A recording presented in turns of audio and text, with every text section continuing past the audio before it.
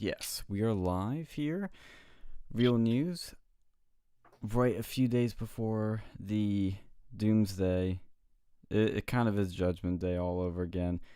4 days away from January 12th. That's Wednesday, Inauguration Day. And I am just nervous as hell. Every day we get close, I get more and more nervous because there is going to be something crazy is going to happen. This is feeling so bad, so fishy. I don't care how many troops they have there, still feels shady. And even today, they arrested a guy named uh I shouldn't say his name, but it's on the article. You can see he was in a Ford pickup truck with 500 rounds of ammo, and he was near the Capitol with an unauthorized inauguration pass. Now, I want to know how near was because they literally have miles closed off. So I don't know how close this to actually got. We'll look into it, but only thing I'm gonna say for now is everybody. I don't know how many people are actually gonna listen to this, but if you gotten a minute into this, please stay home. I don't care We'll what see. side you're on. Stay home. This is gonna be bad. Even if you're gonna be peaceful, you don't want to get caught in the literal and metaphorical crossfire. Just stay home. It's not worth it. We'll fight another day, metaphorically. Gotta caveat that now. It's not worth it. They're gonna use it as another power grab. It's what's gonna happen. So don't do it. Well, I mean, to be fair, they're going to power grab anyway. I mean, this is And not going like to be. honestly, with this last one, it just accelerated things. I I mean, I know, but they yeah, use these little incidents to like accelerate the heck out of these power grabs. It's like normally these power grabs would take like months, Well, isn't you that a know. good thing when you think about it? Because if they wouldn't have done that now, people like we have fucking Angela Merkel of all people, like one of the biggest enemies of freedom, even being like, "Fuck yeah, yeah," like U.S. is they're getting pretty bad over there Well, because with their she big. knows she could be next. That's why she says it. oh But yeah, I'm I know. saying you gotta be careful. This is always the thing with accelerations, and while there could be benefits, I think if something bad were to happen on Wednesday, I think it could accelerate way too far. Way too far. Because look, they're going to be in power for pretty much 4 years. Like, let's be real. Maybe Like the two. midterms might change something, but they're in power for 4 years. You don't want to accelerate that much. Let's see. I don't know. I mean, at the rate, I don't know. I don't know what to expect because I mean, I got to be honest. I'm not confident that anything will ever turn around at this point. Just because of the vote. Like, look, I still believe that the voting systems are corrupt. Like the voting systems are crooked. The judges are crooked. The DAs are crooked. They get all like yeah, and like I think now that we found out that that's the way that they do business, it's hard for me to even assume that anything will be changed again. Because let's I'll be honest again. I think 2016. I don't think anybody expected that to happen. No one expected that to happen from the establishment anyway. And 2020, I think the establishment made sure that they essentially got their shit back, basically. Mm-hmm. Yeah. And I don't know. I don't know. I don't know if anything like I don't think anything like Trump is going to happen again, just because like we I mean just knowing what we know now, it's you know I don't know. I mean I'm glad I know it, but at the same time I'm glad I know what I know now thanks to Trump, but at the same time I'm like I it's kind of a defeatist, not defeatist, but like yeah, it's kind of like that. Like seeing how dirty, how crooked, how corrupt, how you just like our establishment really is, and it's just like I don't know if there's any way to change it, barring drastic measures. Which yeah, I mean, obviously I don't want violence, but I get the feeling, I get the feeling that like if this goes back, if this is one of those things where it not only goes back to business as usual, but then like they try to clamp down a little bit more power wise. I don't know if it's going to end anything other than badly, really badly. What would Washington do? What do you mean? That's just sort of what I'm thinking. Like with these, with all this events going down, Well, they would. I'm assuming they would accelerate this thing a hell of a lot quicker. And I mean, I like the I know that they're trying to they impeached the president, whatever the fuck that means. Oh, I mean, shit, we these forgot about that. these impeachments are worth. Let's be real. These impeachments are worthless. They're worthless. Well, my question is, can you impeach someone once they leave the office? Has that ever happened? He's already been impeached. No. But No. what they can do, and this is what I think needs to be, Mitch McConnell needs to wake up on, or he probably already knows. I shouldn't say he knows, Yeah. but so Trump did get impeached for the second time a few days ago, and he has been impeached, but he has not been removed. Of course, the next thing is the Senate trial. The thing to keep in mind is they don't have to remove him if you impeach him. I mean, that's what impeachment is used for.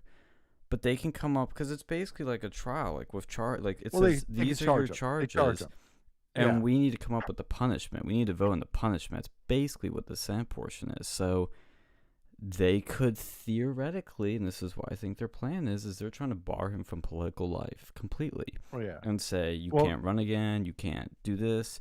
They're going to say he's a threat. He's an abetted terrorist on January 6th. They're going to use every little tactic possible, and I don't know why. I mean, I do know why, but Mitch McConnell has said, we're not going to vote on this. We're going to wait till after the inauguration a few weeks. Buddy, so you're going to give up power and give it to Chuck Schumer to do this and Nancy Pelosi? You think they're going to be so nice and they're just going to let this go away? Don't they need a supermajority to actually do anything? Yeah, they need a 2/3. They need 2/3. They do. I understand. They're not gonna. It's not charge it. It's a fantasy. Like they're not gonna charge Donald Trump. It's not gonna happen. It's not gonna happen. But can they? And I don't know. This is why I'm asking this question. Not a rhetorical question. Can they do a nuclear option on this to only do? Nope. 50%? It's in the Constitution. Yeah. All this is virtue signaling. Nuclear options really only apply to things that really aren't in the Constitution. Like that is specific. Like to remove somebody, it's specifically in the Constitution. You need a 2/3 vote. It's not happening. And has anyone else actually been removed after they left? I don't think so. I mean, it's a waste of time. I mean, and not only that, I'm wait, how old's Trump now? So even if I said before too, I don't think he's gonna be. Yeah, I really don't see him run. I don't see him running again. Before January 6th, I think he will definitely run again. After January 6th, I don't think he can, because they took his Twitter. I think he could. I mean, he could. I don't think know if he will. I didn't think so before. I think he'll campaign. I think he would campaign. I don't know. I'm not sure how much campaigning he's really like. I mean, maybe he'll campaign, but boy, he will. He's already looking at those 10 Republicans that voted to impeach him. He's already, they're on his hit list. He's going to primary them. He's going to find a challenger and get rid of them. You gotta be careful with words like hit list. Yes. A metaphorical one. I think metaphorical is going to be my new favorite word. Honestly, I saw his approval polls and haven't really even gone down. It was 51%. And those are the fake polls. Those are the polls that we know aren't accurate. He must be doing really good. He would be okay. So in 4 years, he would be 78, turning 79 in June. That's asking a lot, especially for somebody like Trump. So Trump's going to want to go. I feel like Trump is going to want to go back to some sort of lifestyle of his. I'm not sure that Yeah, I mean, now I know now he's going to be like, "Hey, I'm going to campaign. I'm going to do this or whatever." But who knows? Like, who knows? He could be on a golf course in England. He'd be like, "Fuck this. You know what? I'm done." Well, I think he will campaign for people that like that are the sort of Trump style Republicans, but I think he Yeah, himself is not going to go and put his name on the ballot in no. 2024. His problem, though, like ultimately, is that January 6th thing they used to just create a toxic brand around him, and they took away his Twitter. Those two things are what hurting him more than anything else, especially the Twitter thing. I think the Twitter is the biggest Yeah, problem because I mean, he can't. I think his power comes with his his rally. power. Yeah, I don't think it's. If he held a I rally don't think. tomorrow, Yeah, he but could what do probably. you? Yeah, but here's the thing that's powerful about his Twitter. Like, think of it this way: do you think he would have won 2016 without his Twitter? Without his Twitter, I mean, No, he wouldn't. He really wouldn't. Mm. Like, because he was able to, like, remember what he was able to do with that Twitter. He would send out a tweet at 6 a.m. or at 8 a.m. and it would dominate the news cycle. Well, I mean, he controlled the information. Now, of course, look. I mean, there's a lot. I mean, there's a lot to unpack with that one. Like, yeah, look how much we knew about. Look how much more we know now about Twitter than we did 4 years. Look, back in 2016, we still kind of felt like Twitter was basically the objective town square, basically, that was like not really targeting conservatives. Now we know it's like they are the dirty you know police, right? And so it's a different thing. I don't think Twitter is going to have as much of an effect on Donald Trump, positive or negative, as it did in 2016, just because of what we know now. Like, I what don't think that really. I don't think he needs Twitter anymore. I think the media, if he figures out, if he has a platform somewhere. Well, him specifically, because he's going to have a he's going to have a following wherever he goes. Like, right. Yeah, I definitely agree. So I don't. So knowing what we know now about Twitter, about social media, it doesn't pull. Now, if it were the same, like if Twitter still had the same reputation, then I would have been like, yeah, Trump's done. But like, the game's changed. I mean, the game has absolutely changed now. Like, and the most positive thing that we have now that with Trump, even if they undo everything that Trump has done over the last 4 years, the stuff that we know, like the stuff that we know now that we didn't 4 years ago, I mean, it's insane. Like, it's absolutely insane what we know now. But here's the thing about Twitter is that regardless of it's good, bad, or ugly, they still have like one of the largest social media platforms in existence. I'm checking the stats, and as of 2020, it was 330 million users. That's at the very bottom of like the top 10, though. Yeah, well, what's in the top 10 here is like WeChat.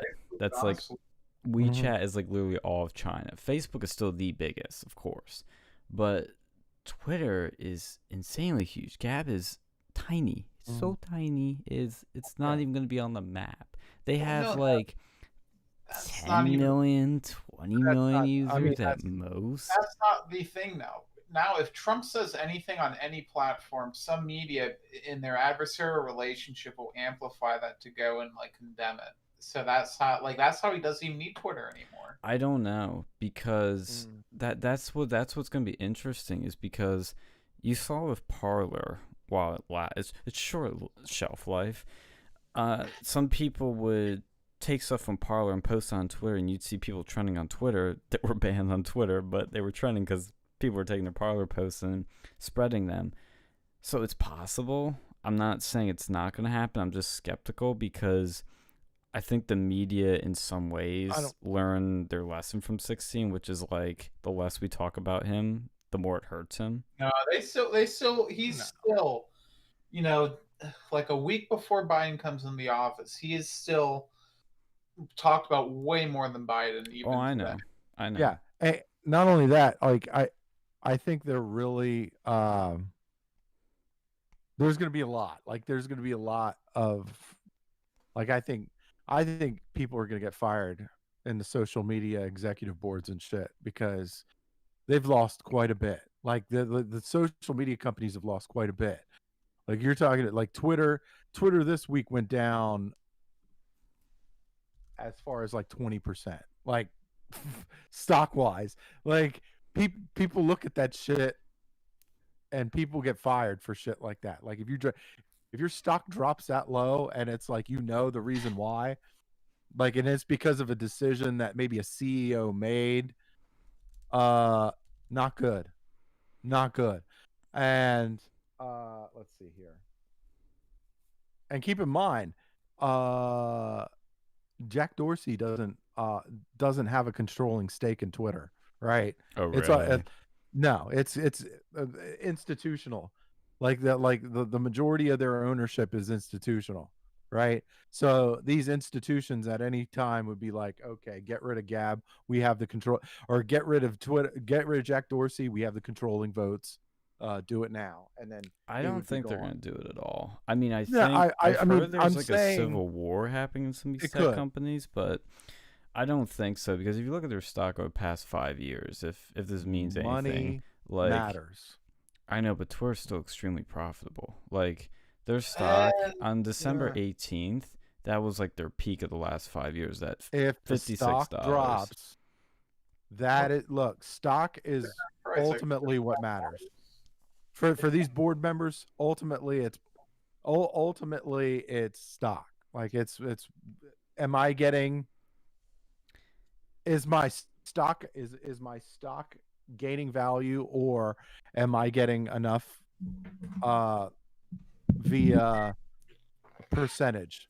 If none of that happens, yeah, Well, people's heads are gonna roll. I don't know But because and I don't know what happened with the history of AMD, but like when AMD was in the shitter and their stock was like almost at zero, like they're still different here. stock, well, that's apples to different. oranges. Yeah, that's a complete different industry. Yeah, Tim. Like with apples to a oranges. social media company, like I think Twitter, like there's a lot of if you look at their user count, a lot of it wasn't even just one Trump supporter either. They killed like what, like 70,000 Oh accounts. yeah, it's a huge percent of their platform. Yeah, I mean it's And a that small percent, but it's like a huge percent of their conservative audience. yeah, and it's not even just that. Like they've for a while before this, they've been banning people willy nilly. Like a lot of the really interesting people, like Milo and stuff. And now they banned Trump, which it wasn't even just Trump. Like there was whole accounts dedicated to like combating him in tweets, like bots with like hundreds of thousands of viewers. Like people have made their livelihoods off of like shit talking Trump. And now without him on the platform, that they killed off one of their big. They killed the fucking golden goose. Yeah, they did, but like I mean, look, it's gonna take time to see how these things play out, but their stock is still pretty fine. I mean, it only dropped what, five It dollars, dropped $10. ten Like you dollars. get, yeah, that's a lot. Yeah, That's but quite like a bit. overall though, like if you look at the grand scheme of things, If he it's not at rock and bottom by any means. no, Could it keep going and down? I don't what think would make so. it worse? Look, and what would make it worse is if Trump decided to go on another platform, which he will. He'll It'll be have just to, which one. unless he Once sues once Twitter to get his account back. once that news happens, once that news hits, Twitter stock is going to drop even further. And Could go up. no, it'll go down. Cuz like But look, I mean you're talking about the traffic is going somewhere else. Bottom line. Cuz at least there's some like at least with the like investor anticipation and consumer confidence, there's at least some like there's at least some chance that maybe Donald Trump could get back on Twitter or something like that. There's always something like that. If he joins another platform, it'd be like that almost be like a a concrete divorce. I Like don't think he's gonna want to come back to Twitter after no, No, he no, does. No, no, he he's not. does. But again, it's consumer confidence and uh anticipated growth. That's usually generally what moves a stock. And nothing kills a confidence like your number one golden goose leaving your platform. I mean, look, it's definitely going to shake up the playing field, but again, Twitter is still massive and still. Look at Almost 75% of Twitter is owned by institution.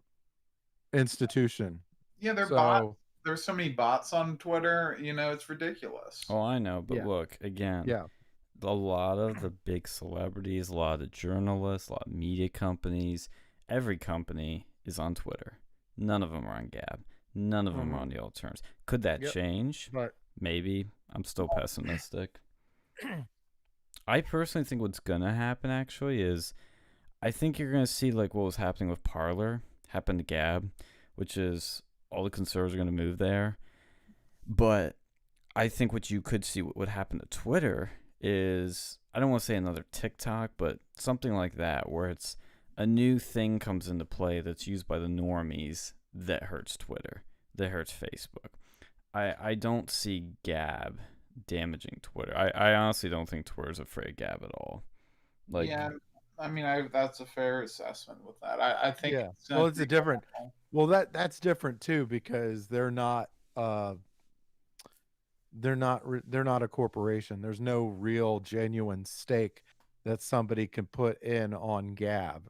not yet. Not like Parler. Like Parler, you could, you can invest in you could have an investment stake in Parler, like Dan Bongino did and stuff like that. Yeah, like you really can't do that. You really can't do that with Gab, because there's like a whole lot of uncertainty, and there's just like I don't know. It's in a weird phase, It would have to be uncertainty is the best word. It's like in that weird phase where people are like, "Is this gonna work? Is this where things are going?" You need people, okay, and not only that, you had the Mercers backing up Parler too. Yes. So like, yep. I mean, you need a company that big shots can back. That's the only way to really go to take it to them, really. Right. Like if you're going to take it to Twitter, you're going to take it. You need big money, and yeah, and right now that is definitely not with Gab. Well, and I think what the next thing's going to happen that Gab's going to have a challenge with is, and they have a plan B for this, but it's not very consumer friendly, frankly. I mean, it is, but it isn't. Is that web browsers are going to start blocking, or they're going to start blocking Gab, and that would be very. You're not going to be. I mean, there's ways around. Like, look, there's ways around that. I don't think they're going to do that. If they start doing that, I think they will. I think if things, because like I think we all agree things are going to get worse before they get better.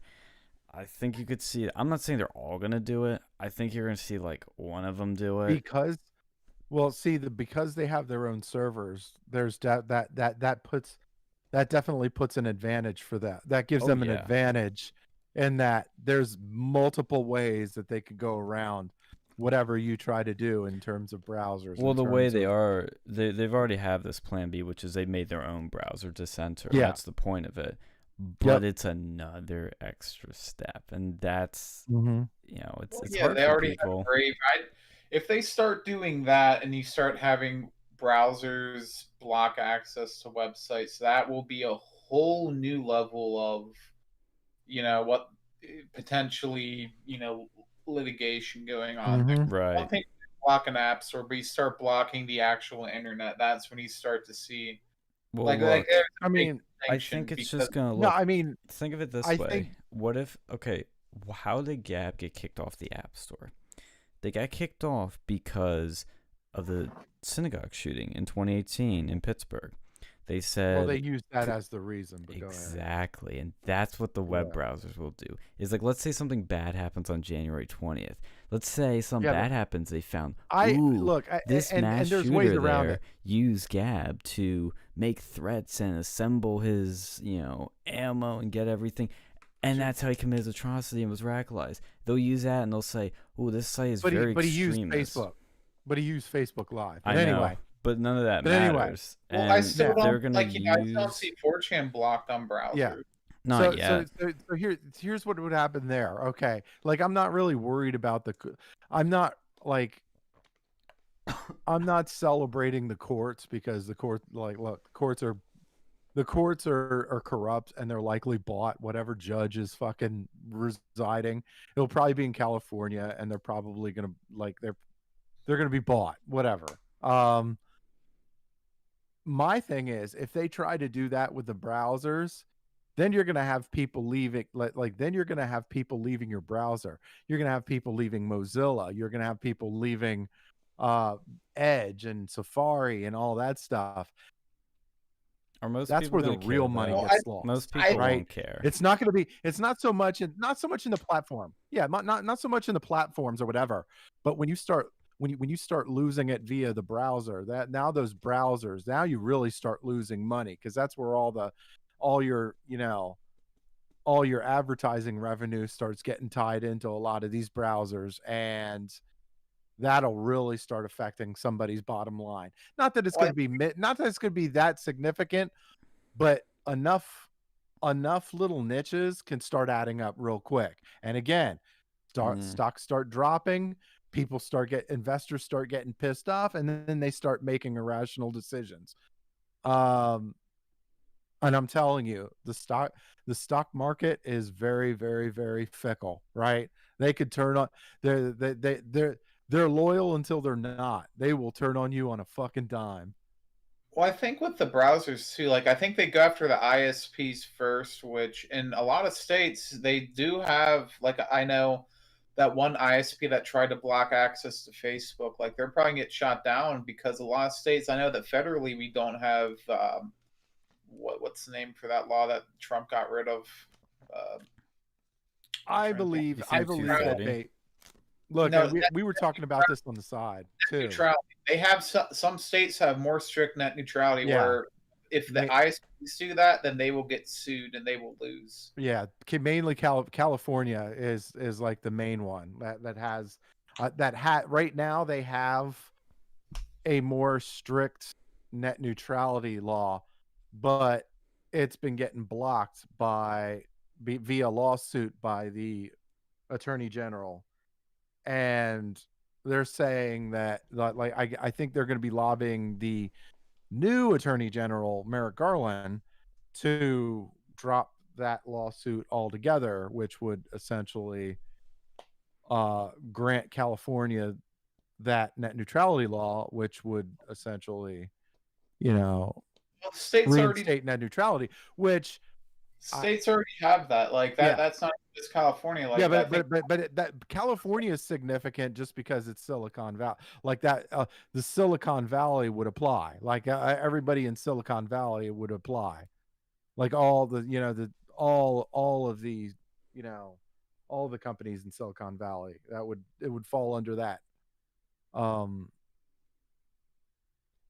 That ordeal. But that's what I was saying. Like that's why I think if the web browsers tried to do that, they would start to face legal action from the state level on net neutrality. Yeah, but would anyone care? That's what I'm saying. Is nobody would care because it's a fringe far right platform. Until it happens to maybe something else, then they'll care and start suing. Yes, but when it happens, Gab, no, nobody's gonna sue. Even if conservatives try to, which they will, they're not gonna get anywhere. Lower courts will block them. It's already happened before. Mm-hmm. I think that there's a lot of people right now like. Well, they're not gonna do it once. They're not going to do it once the net neutrality is gained again. They're not going to do it once net neutrality is gained again. They're not going to do it just because I feel like that net neutrality thing really doesn't do anything. Because when it went away, Washington State, it does. What was that? The one they have in Washington State. I'm talking about the national one. The California one will. I'm talking about the national one because I feel like when that thing went away, like literally, what changed? What changed? Nothing. Well, they did, the ones in those states. Actually. The one in Washington actually was stronger than the federal one. Well, that's what I'm saying. So what was the point of the federal one? If some of these states had stronger ones, and it seems like all states had at least something. Like, what was even the point of the federal one? Well, you have to go and look into that argument because I think Mhm. it's it made so that like you couldn't prioritize or deprioritize traffic to certain websites Mhm. coming to the customer, coming from the customer's ISP. That's what So I basically, understood as, but like again, it went away. Like well, yeah, internet's well the that fucking same. well the thing is with the old net neutrality, it only applied to ISPs, not to phone like cell carriers. So like cell Mhm. carriers never had a federal net neutrality.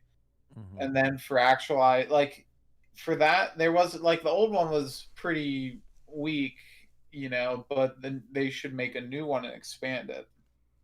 Mhm. Why would the Honestly, Democrats of all Trump's make a decisions, new I think one?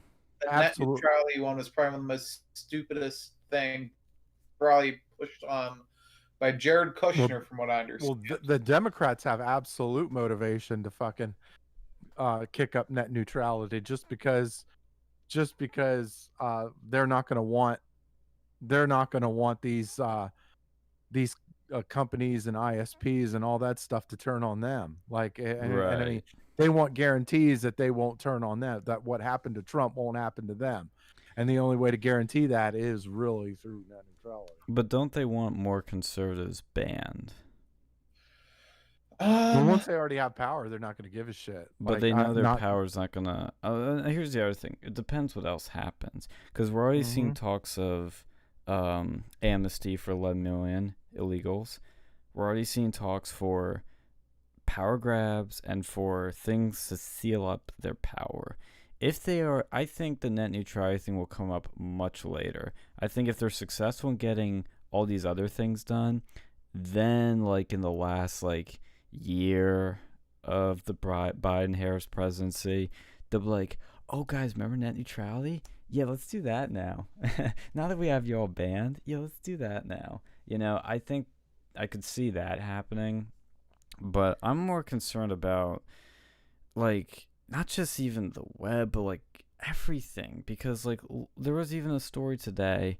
I have it up on the screen from Gateway Pundit that Lowe's Hotel will no longer host a Josh Hawley fundraiser after he dared to ask on January 6th for the election to be looked over a bit more and make sure it was clean.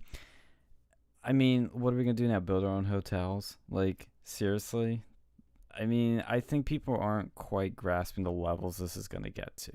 It's like, yeah, the tech company's really bad. Totally agree with everyone on that.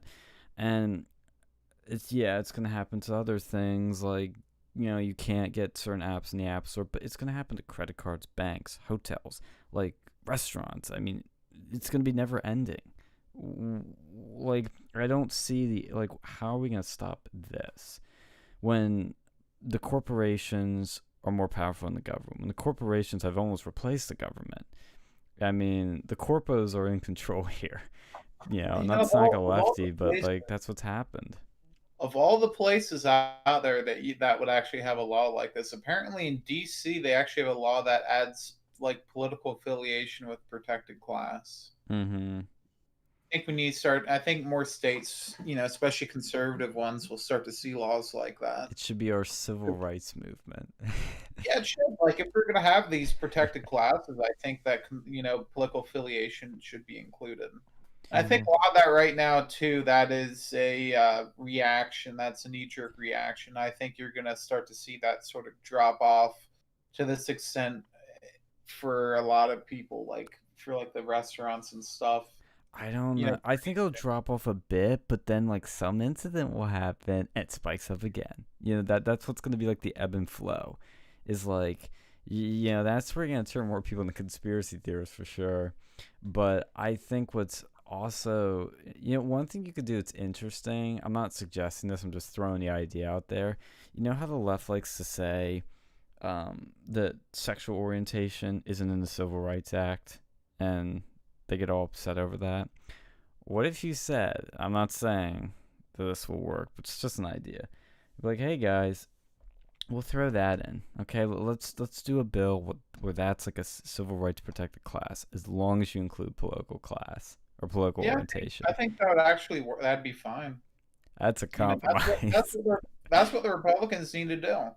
They need to start, play by the rules that they've set. Well, we're gonna need, in order for that to happen, we need to get the existing establishment fuckers out of power because they're not gonna Yes. do that. Yes, They're not yes, gonna do any yes. of that. That's right. And that's They're the not. They're fundamental step number one to everything is get the establishment rhinos out. Every single one of them, those 10 Republicans that vote to impeach, ooh, they're going to have a fun next 2 years. I can't Turn them all into wait. one-term politicians. What was that? Turn them into one-term politicians. Yes. That is what I love to see. And I have to give CNN credit. They were so nice to give us a list of those 10 because they love pointing out when like the Republicans go against Trump. So it's like, oh great, have the list. We can vote him out now. Speaking of somebody that actually defeated an establishment person, do you guys know we're about like Santa Claus right here. what was that? We're like Santa Claus over here. We're making a Yes. list. We're checking it twice. Gonna find out who's Vote cucky. out who's naughty, not nice. Yeah. Well, there was somebody in, I think she's in she's from Colorado. Do you guys know of Lauren Boebert? Yep. No. That's you should get to know her. That's the young cutie that carries. Yes. She's packing. She's packing heat. Yep. And she, and So I don't mean that. No, I'm just playing. Yes. She's packing heat in more ways than one. She I think she's gonna become a star because she not only did she defeat an establishment person in the primaries in Colorado in her seat, but she is going into the Capitol with her Glock and it's setting off the metal detectors. And she thinks it's like Nancy Pelosi's like dirty tricks. It's like the funniest thing that keeps happening. It's like you keep seeing on Twitter, like, oh, Lauren Boebert tried to come into the Capitol again for Glock, and they had to stop her, and she wouldn't let him pat her down. Like, this is great. Like, we need more of this. Yeah, fuck Nancy. She's a fucking Karen. Yes. That's like the second most Karen name ever. Like, there's Karen and there's Nancy. Fancy Nancy. Shut the fuck up, you dumb bitch. And Lauren's also on Gab. She was early. I think she might be the first politician that got on Gab, other than what's the other one? Marjorie Green or whatever her name is. Yeah, and they try to call Lauren the Q Congresswoman, and I was like, oh no. But I looked into it, and it's like she just kind of. She didn't want to condemn Q, like, when she was running. I get why. She's like... Yeah, why would you? Like, you know, the left has all these fringe fucking groups. Why is it the right that's the only one that has to... disavow everything. Yeah, it's like literally everything. Why is that on us? You know, we need to stop letting them do that to us. They won't disavow half their... Like, they have actual, like, convicted domestic terrorists, you know, like Bill Ayers. I think that was it. Yeah, I don't see them disavowing his ass. No, they embrace it. He's a mentor. Yeah. But apparently the Republicans are the party of domestic terrorists. Oh yeah, because we're the party of Q. Which, I think, you know, as laughable as Q is, I mean, I've been looking at the people that stormed the Capitol a bit more, and it's like, a lot of them were freaking Q people. They thought this was the storm, as they call it. This was the moment. This was the plan coming together. This was when we could get in, take back control. And it's like, I mean, I am genuinely surprised how powerful Q is, for as dumb as it is. Like, what it made people do. Dude, I'm telling you, in the 2016 election, they revived Keck, the god of fucking chaos. And people thought, oh, Trump was in. No, he throughout the entire presidency, and then now, like with fucking Biden in there, it's fucking chaos. And right now, like they revived this fucking ancient god, and now it is wrecking. It is gonna stay with us until they bring him. They take him away. They have to go and unsummon him. So they never burnt the Ouija board. You know, they never said goodbye. He's still here. Well, it's weird. Like, see, that's a great thing of like these past 4 years, and even now, like people are getting involved with fucking politics for the first time. Oh yeah, people are so engaged. It's like insane. Like, look how many people voted. I mean, if you take out the fraudulent shit, like, record turnout, record participation, and it's good in many ways. It's scary in other ways. Well, yeah, people are fucking paying attention, and now you have, like, look at the crazy stuff. People are finally starting to realize that the media is full of shit. Yeah. You know, something that's been going on for centuries that people didn't really pay attention to. Yeah, and that really happened in 16, 17. That was like the big turning point, because not only did you have Trump, showing them how they're so corrupt on his Twitter and other things, how they lied. You'd also have stuff like PewDiePie. I think that is one of the bigger and somewhat overshadowed fake news stories, was when the Wall Street Journal and others were trying to call PewDiePie a Nazi. And you got to be a bunch of people who just watch YouTube videos, Yeah, just Jewish game. Nazi. What was that? Yeah, Jewish Nazi. Yeah. I'm pretty Yeah. sure he's Jewish, right? Why Nick do they? Kleinberg. I don't know if he is, but like, why do they keep picking Jews to call Nazis? You know, it's like they're not even thinking about their targets. And Because I don't think it. I don't think for they the care. Like, I just don't think they care. Like, it's not. They're just like the Dems, the left, whatever. They're saying whatever the hell they want. Like, they don't care. They don't care if it means one thing. Like, they don't care about the actual meaning of whatever the fuck it is that they're trying to say. They're trying to make you believe in their definition of that word, or whatever word they're trying to say. It's like China, right? Their army's the People's Liberation Army. What the fuck are they liberating, right? Well, it's the thing. There is like a like one of those like law things, like Moore's law, but like it basically says if a conversation goes on for a certain period of time, there will be some like an argument. Someone will call someone else a Nazi. Mm-hmm. yeah, Like it's the go-to thing. It's like fascist, Nazi. The right does it with like communists to a certain degree, but for good reason, because they are actual communists. Just what happens. yeah. But what I think though is important is, like, when they start going after people like PewDiePie, who's the biggest YouTuber, people love him from the ages of 10 to 30 or whatever his audience is mostly. You got a lot of people that, like, they might have heard that the media lies, they might have floated the idea, but when they see how glaringly they lied about, like, the most innocuous person on the internet, the most charitable person, the goofiest guy on the internet, it's like something changes in their brain, like something like like a gear turns, like it just kind of like they go, what's going on?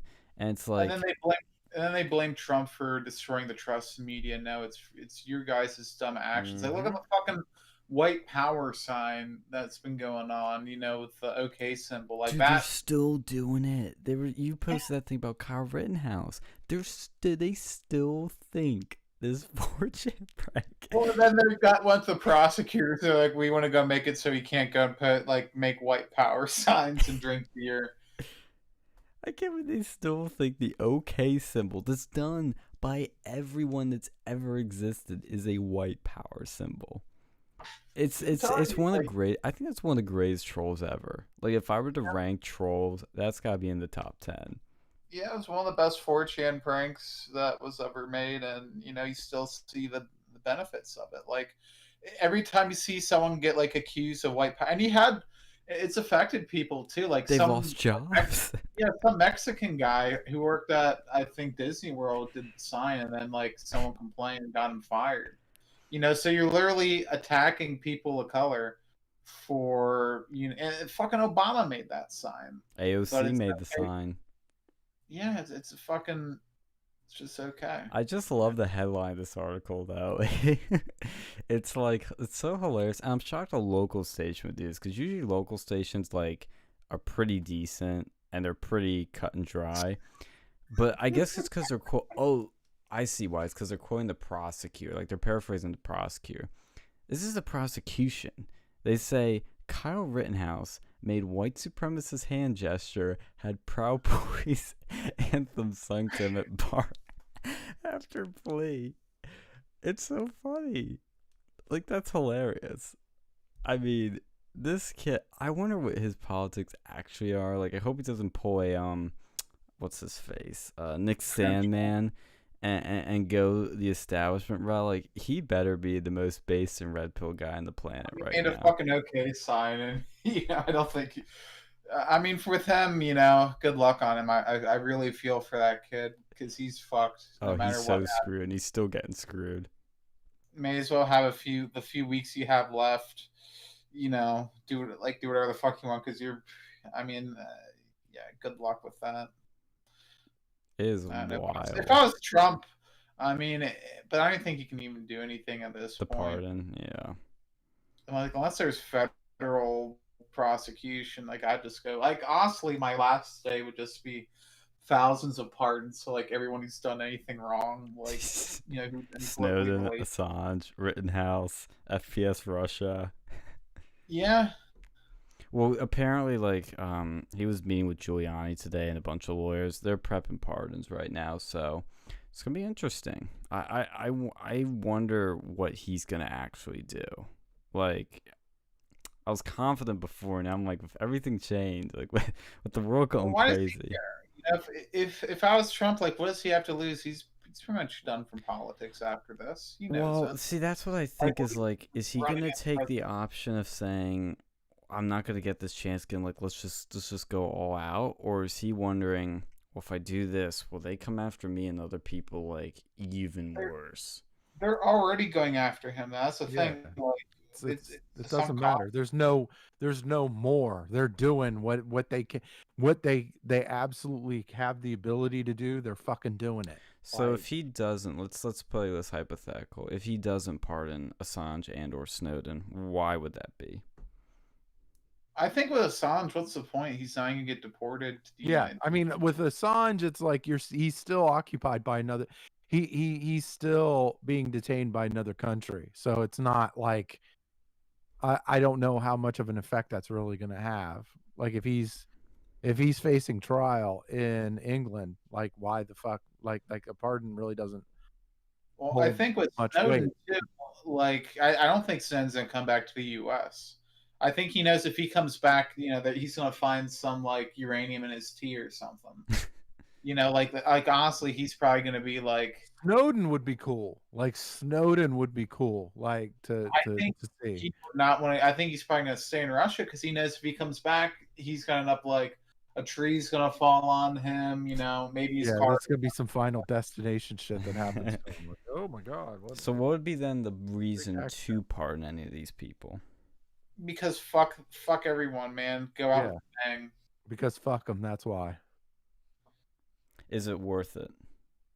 He has nothing to lose. There's nothing to lose. It's like it's a house money decision. Who gives a fuck?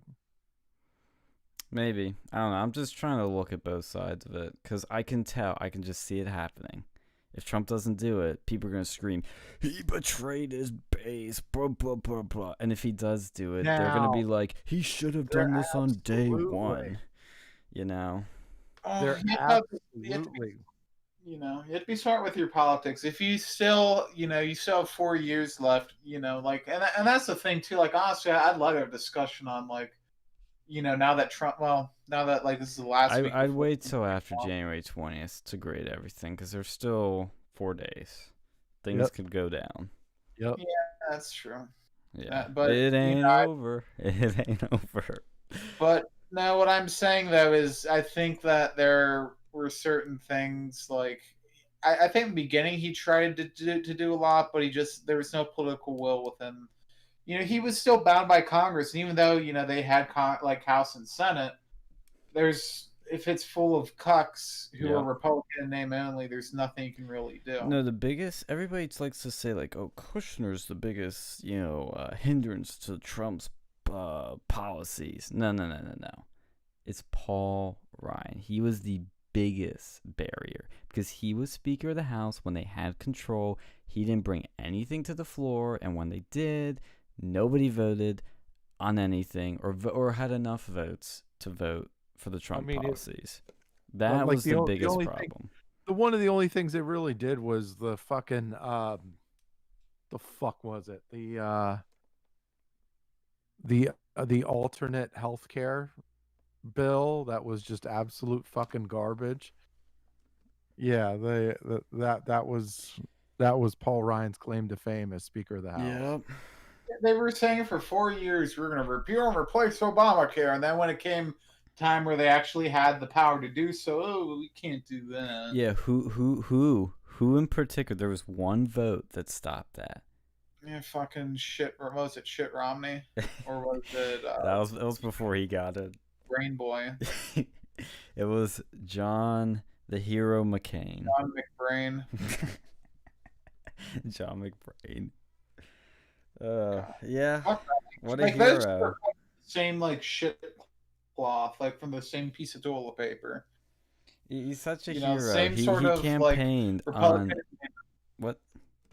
You just same sort of shit, and he's got Mitt Romney's a career fucking politician who's gonna go and like probably die in office just to go and like McCain literally just spited Trump this his entire time, just because he could, you know, he knew he could. This is a guy that everybody kept saying, oh, he's such a wonderful hero. He's so amazing. This is a guy that campaigned for years on repealing and replacing Obamacare when he was running for president. And then when he actually has power and the chance to do it, no, just not going to do it. When he ran for president, though, they didn't have Obamacare. That I think, didn't he run in 2008? Yeah, but he ran on like anti-Obamacare. That's what I meant to say. Well, that wasn't a like, you know, it he ran. Was a thing. I mean, Obama kept talking about healthcare a lot. Well, yeah, but it wasn't, you know, real, like, you know, McCain, or not McCain, Mitt Romney. Yes. That was well, him, and also once Obama got in office and passed Obamacare, I remember seeing the clips where McCain said like it's so awful and bad and blah blah blah blah blah. But when it came time to it, when he actually had to do something, he didn't do anything. I mean, with Obamacare, they basically neutered it, though. They did the next best thing they could. Yeah, Trump got a. Yeah, that's the thing about Trump that people, you know, love to forget for some reason is that even when he gets blocked, he always tries another way. Like he uses every bit of power he can, and he was able to, through some executive orders, strip it down, and through other bills strip it down. But you know, God, if he had a cooperative Congress, like the amount of things that could have gotten done in those 2 years, like, I mean, it's amazing he even got tax cuts, to be honest. Like, I can't believe something passed it. It's fucking Republicans. That's the only thing they know. Tax cuts. Tax cuts and deregulation. Yeah. It's because what their business donors want. And I agree with it for the most part. It's just, it shows their interests aren't fully aligned with what the people want. That's all they care about is self-interest.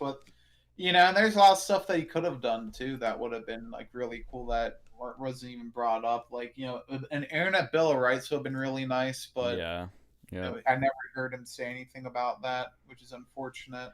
Well, it's like Ted Cruz talked about it, and like nothing. Like again, it's like they are so behind the ball, and even when they had power, they didn't do anything, even though they knew they needed to do something, and they were even having people crash their Senate hearings telling them that they should do something.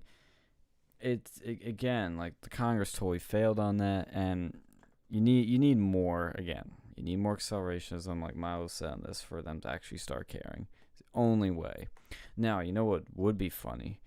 What if Trump pardoned Baked Alaska? Did you see he got nabbed by the feds?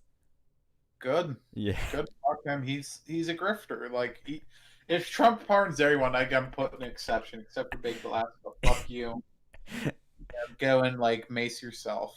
Yes, dude. If he did that, everybody would lose their mind. Like they'd be like, "What's going on?" Like, yeah, I'd be like, if he asked for pardon, I'd be like, ask Andrew Yang for once, see how that works. Yes. Yang Gang. Yang Gang's going to mayor of New York. Well, you know, compared to what was over there, he's probably an improvement, non-ironically. Yeah, like honestly. I mean, then again, a dog turd is probably an improvement over that. Yeah, fucking De Blasio or whatever was that who was in there. Yeah, the Blasio. Fucking New York, man, that's a shithole. Oh, we had a guy talking about that last time. Yeah, yeah. See, that's the thing, you know, guys that call in but don't get our fucking stream shut down. Yeah, optics check people. I mean, come on. Look, you know Well, they're trying to get you should us. have fucking said something. I was the only man over there, fucking man enough to go and say, "Shut the fuck up! You're gonna get us kicked off." You were Fucking saying it. join You the wanna know what I was doing right before you started saying that shit? I was muting his ass. just kick his ass out. Pretend it's a real radio. Oh, Yeah. hang up on this guy. Boom. I Oh, wanted to be sorry, gentle. can't hear you, caller. Real call back later. Not. I want to give a gentle Join landing. my RuneScape game. What was that? You try to join my like RuneScape game. Was he gonna commit his actions in there? I don't know, man. I never saw it happen. Like I was like playing RuneScape like I usually do, and then I keep seeing these messages. I'm like, what the fuck? I didn't know you could do this. But like I kept getting these messages, and it was like something join the team chat. I was like, I didn't know the fucking RuneScape had that ability. What the fuck? I do shit every day. When you discover that RuneScape has chat. Well, I mean, it wasn't like a voice chat, but like I don't even know what it was. It probably was RuneLite. It probably wasn't real RuneScape. Some weird shit. But oh yeah, I beat that Witcher game. The last Really? one. Yeah. Did you get a happy ending? A sad ending? I got the happy ending. Okay, good. I mean that was a fun that was a fun series. I enjoyed those games, and fucking Phil, you need to play those games. You watch that series, you know you'd enjoy it. There's a lot of sex. Yeah. Well, What'd you say? you need to play those fucking Witcher games. You're getting that fucking console at some point. You know, at least probably like The probably Witcher the last 3. yeah, The Witcher 3, but like I like the first one, but the combat was shit, and they don't make it for anything but the computer. But you could probably like if you have a 10-year-old computer, you could probably run the first one. Mm-hmm. It was made like dog shit. You could buy it for like $2 or whatever. Well, also, speaking of sex, how about our controversial e-girl or e-cat or whatever you want to call her, e-thought, Belle Delphine? She got under some fire because she posted on Twitter, because technically I think pornography is still allowed on Twitter, or at least nudity or risque images, and she posted photos from like a kidnap rape porn. Yeah, rape porn. And Role people were losing their minds, like, oh, this is so offensive and wrong, and it trivializes victims of rape and blah blah blah. And it's like, I mean, I bet Belle Delphine doesn't even care about politics. She probably like Do you know- votes like. Do you know fucking rape porn is one of the most popular porn categories on like Pornhub and stuff? Yeah, that sounds about right. Like people are fucked, you know. Like people like this is it's like for a little bit they had and I was chatting with my porn my porn loving buddy about this too.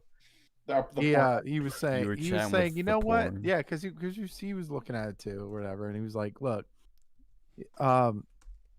this is kind of it's a fantasy, right? Porn's a fantasy. Like that's how people see it. Yeah. You know, they use that fantasy to get their rocks off or whatever, and or get whatever therapeutic effect they're trying to acquire, and that's it. It's like so. He was talking about when they were trying to force condoms into the porn industry, right? Because for years back they were trying to say, oh, if you're going to shoot porn, you have to wear a rubber, and Fuck that. like people were losing their shit because it's a fantasy. No, most people that watch porn wanted to see like somebody getting raw dogged, right? They're not. Well, you know, she's from South Africa. That's part of her culture. Yeah. Yeah, it's not cultural appropriation. It's unprotected sex and AIDS, man. That's part of the South African culture. Anyway, You know, like the kidnapping and rape. You know, that too. Yeah, that's definitely part of it too. But But I'm saying like, but that's what I'm saying. Like, if you like trying to do something about porn is just like not gonna happen, just because like there's too many fantasies and fetishes for that type of shit, and like and you're never gonna get rid, like, because if you try to ban it, there's that itself is gonna turn itself into a fetish. Like, oh, this is banned. You're gonna actually like make it more attractive. Yeah, like geez, like look at like the, like, like the fucking schoolgirl shit. Like there's porn stars who go on there and like get a girl like dressed up in like a teacher like student like, you know, that's basically, I mean, it's not kidnap and rape, but it's some form of sexual, rape. And then half of them too, like they'll look like some of these actresses will like dress up like little fucking kids. Like Not that's only a lot that, a of lot of women the do. there's a lot of porn is not even shot in the United States anymore. I mean, you have your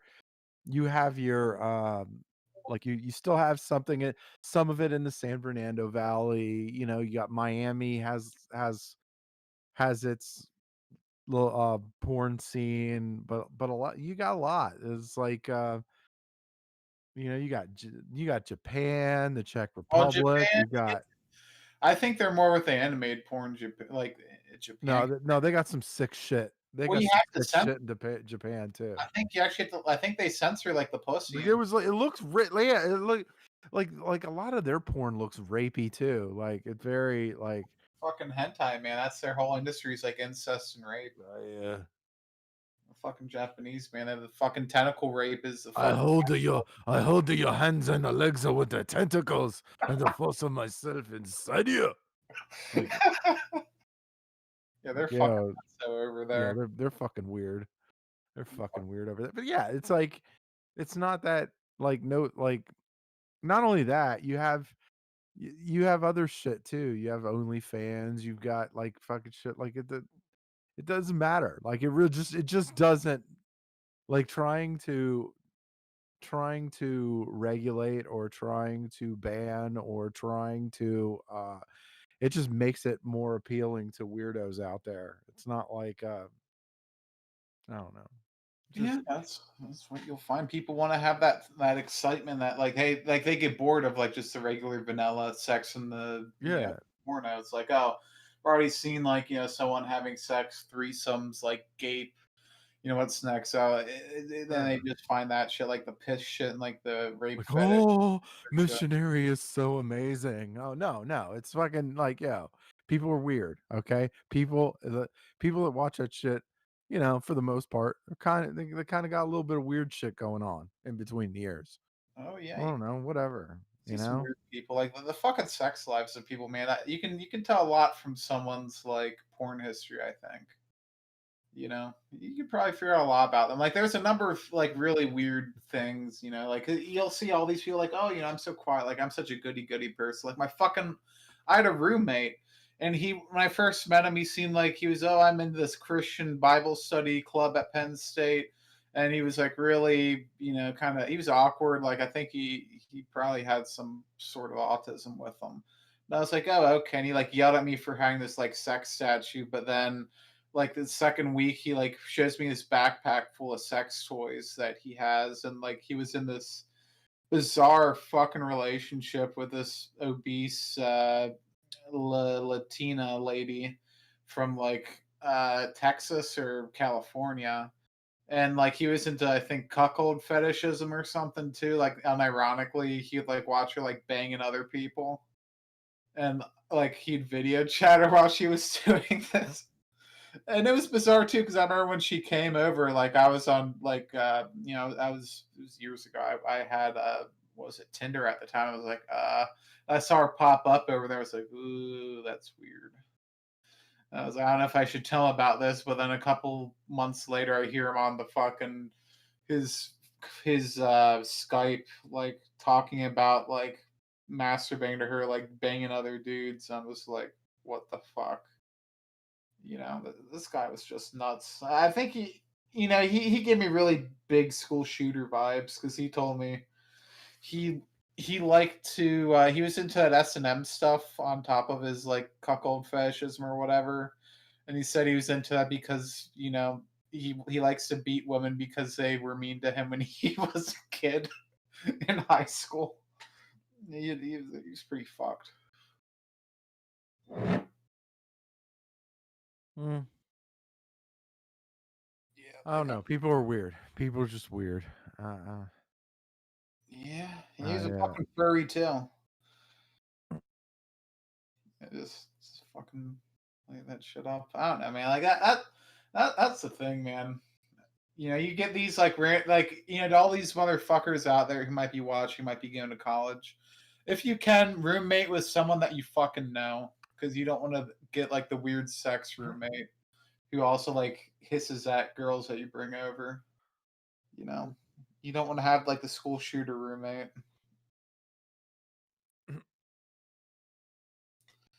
yeah. Yeah, there's one I think hold on, I was trying to look up something real quick.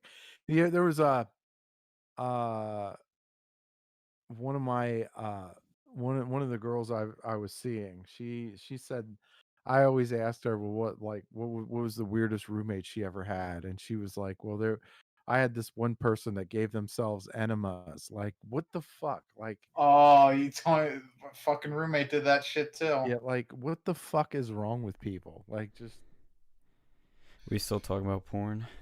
No, I was talking about my fucking roommate and shit. I was telling the story about the school shooter roommate. Oh, he was interesting. Before we dive into that, though, I have to ask We Phil. already talked about it. Oh, damn it. Did I beat you to the Belle Delphine thing, or did your porno friend beat you to it about the rape fantasy thing?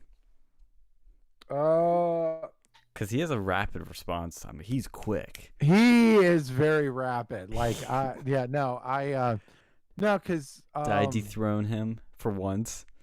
yeah, you were quicker than he was. Yes. But I guess I don't think it took him long now. Like, I'm not sure it took him long now. It was like a minute after me. Yeah. I remember your roommate though. That you tell me about that. What's with these freaking people? Like, That's what I'm saying, man. If you go to college, you try to room with someone that you fucking know. I should have went with Harry, yep. but I fucking waited, and then I found the dude who's a furry, who's into like cuckold shit with this like fat Mexican girlfriend. Yeah, anime on top of that, the sex toys, the incel lifestyle, and then like he had all these like enemas that he bought. He said it was for the girl, but she was only there for 1 week that entire year. So I don't know. And there was used enemas in the bathroom when I was moving out of the house. It's fucking disgusting. Oh, I found something. It's not super exciting, but it's it's another bull moose party. Because I know they were trying to go national. This is the same logo that they were using at the Penn State one, but this is one in USC. They just started this account. Oh, they retweeted 7. What? There you go. No. The puzzle. Look, small world. Is it not a small world? Wait, it says the National Blue Moose Party. Is there a national No. one? There is a national one. I showed you this months ago. There's the Penn State one, and then they made a national one, and they finally made another chapter somewhere else in the country, and it's this one. I'm gonna look up the national org. Yeah, you can find it. For viewers that have no clue what the fuck we're talking about, or listeners, this is a club that we knew about at Penn State. And they are migrating. They're expanding. So, just an interesting little thing I just saw pop up on my Twitter feed. Oh, because they followed me on Twitter. They followed Versa. They followed us. What's their official? What's the name of the national org? I'm trying to go and find it. I'll link it to you and I'll send it to you. Yeah, I'll send you the link because I forget the name, but it'll come up on Twitter. But I thought they followed my personal account first, but no, they followed us on Versa, this new one. Well, yeah, there's another one that says taking down Trump and changing the system that brought him into power. I think they would that find. sounds like the Penn State one, kind of. They condemned Trump, like the. Well, no, I think this is a progressive one, though. Oh, so it's an actual Bull Moose party. Yeah. Yeah, I'll post in Hotline. This is the national one, but I honestly don't even. I mean, I'll be honest, don't know the Bull Moose party too well, the OG one, but wasn't it at the time considered like progressive technically? Well, progressive meant something different. You know, it's Teddy Roosevelt's party. Yeah, I know. I remember learning about it in history briefly. But Ooh. I'll send that to a certain someone. Because look, they just copied and pasted the freaking for the they copy and pasted the bio from the national BMP and they just changed the emojis.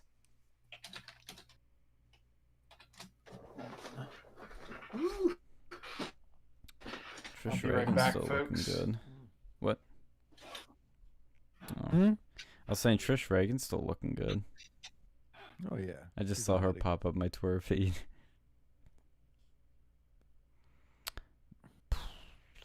Trying to think of anything else that's been happening. Do you have something? No. I was looking at the football game. Ooh, is it the Packers? Yeah, it's just fucking boring. It's the Ravens and the Bills. It's just like one of the most boring games fucking ever. Oh really? You know. How about them Eagles though? The Eagles are a fucking mess. Dude, it's bad. Holy God. And I just hear I don't watch the games. All I hear is like when I'm in my room, I hear screaming at the TV. That's all I hear, and that's all I need to know. Mm-hmm. It's like they fired Coach Peterson, and they I don't know why. I'm like, I'm not sure why they did it. There's a couple conflicting reports, I guess, of why they did it, but like you're telling me, like, I didn't agree with the decision just because they didn't, like, I felt like Coach Peterson did the best he could with what he had. Like, he didn't really have a whole lot of shit on that team. And I would think that, like, if you were going to fire anybody, you would be firing the general manager too, because he's the one that put you into this fucking mess. Like, he's the guy who signed Carson Wentz to like an overpaid, outrageous freaking contract that you cannot get out of at all. Like, dude, fucking Carson Wentz was so bad. Yeah, I mean, he's not good. I mean, and they can't. The contract is such to where, like, if they tried to cut him, it would cost about. It would have a cap hit of about $60 million, which is like, whoa, which is like a little more than a third of the team cap for that season. Like, you're gonna have a cap of about $200 million, probably a little less because of the COVID stuff. Because usually they set the salary caps based off of, you know, the league revenue and whatever, and obviously the revenue took a hit because of the COVID mess, and so people were assuming that the salary cap's going to go down. But anyway, like, yeah, that one player, like, if they're saying if they're going to trade for Carson Wentz, the Eagles might actually have to pay money to get rid of him, like to offload him. And they might have to give up picks too, like draft picks, because the cost is going to be so high. But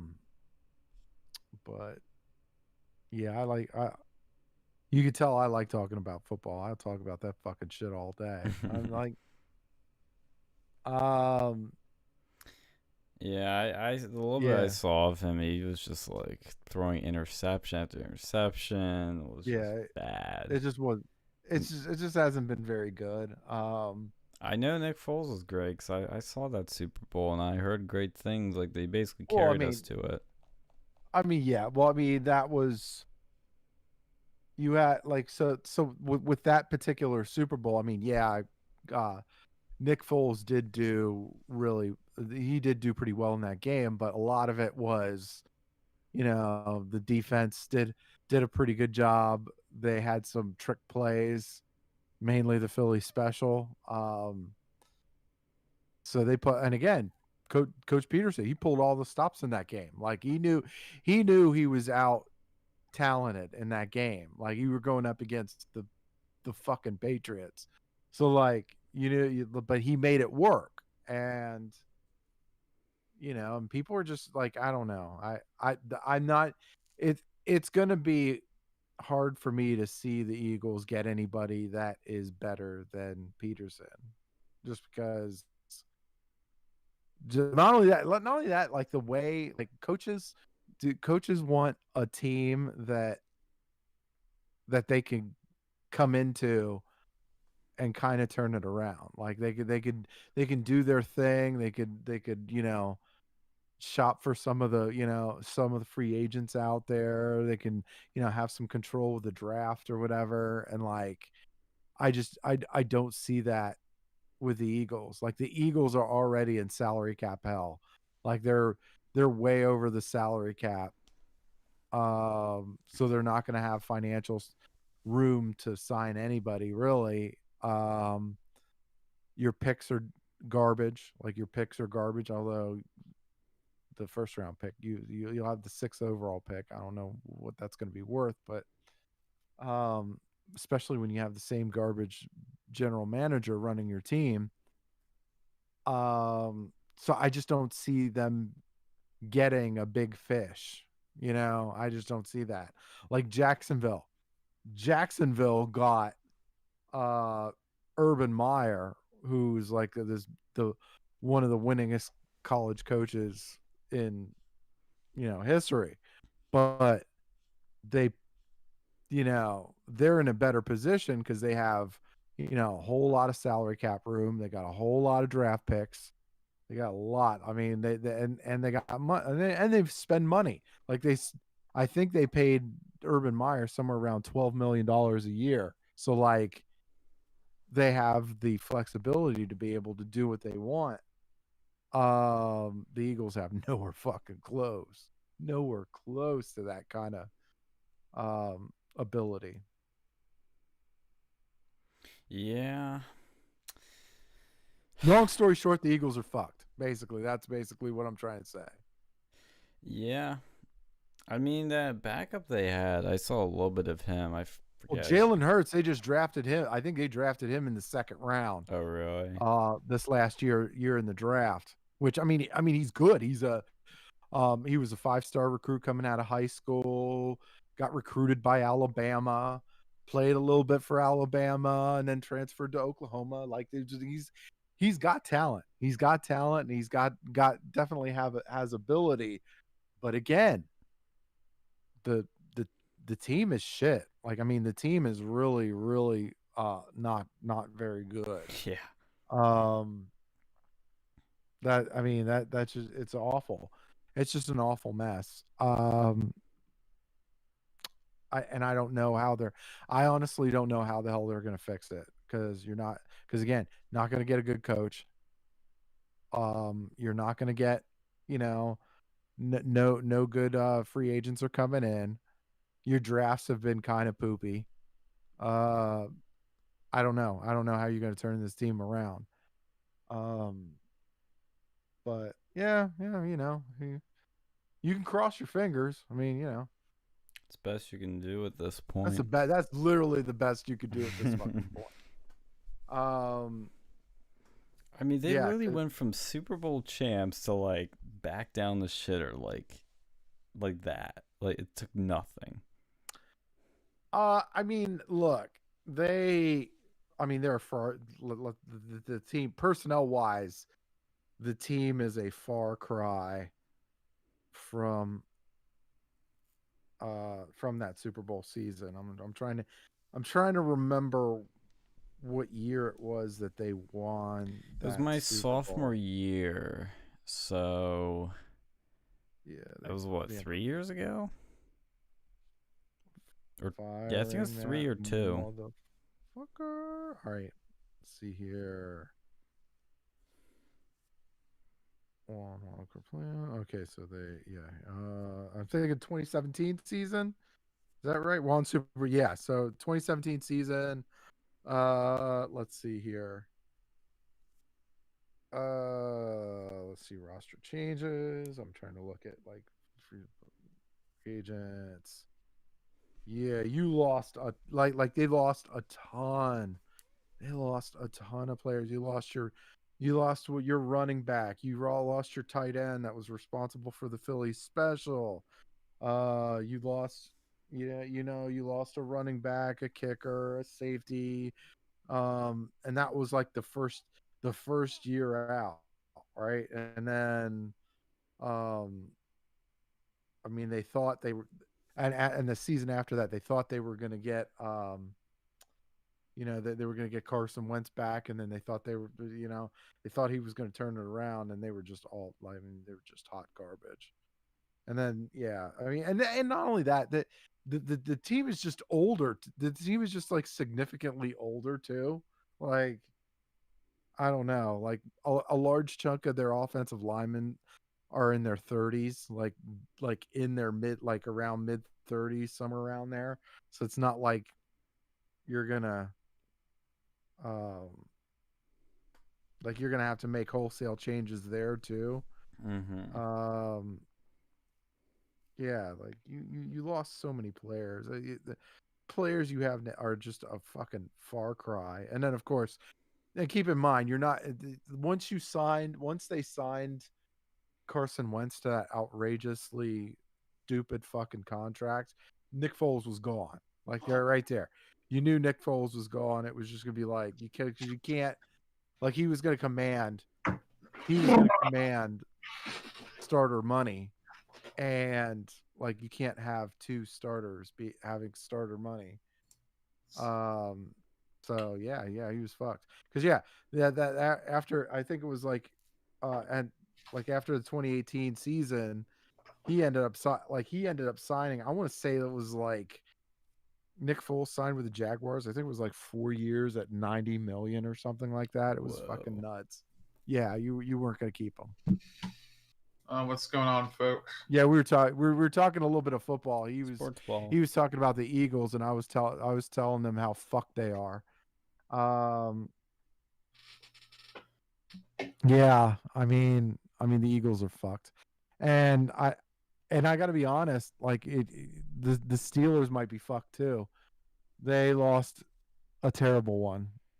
They really lost a terrible one to the Browns, Yeah. and I don't know because they're in salary they're kind of in a salary cap pinch too, and they got a quarterback who's kind of like he's one of the best ever, but he's like older, like he's past his prime, and so I think that's and there's no real backup plan.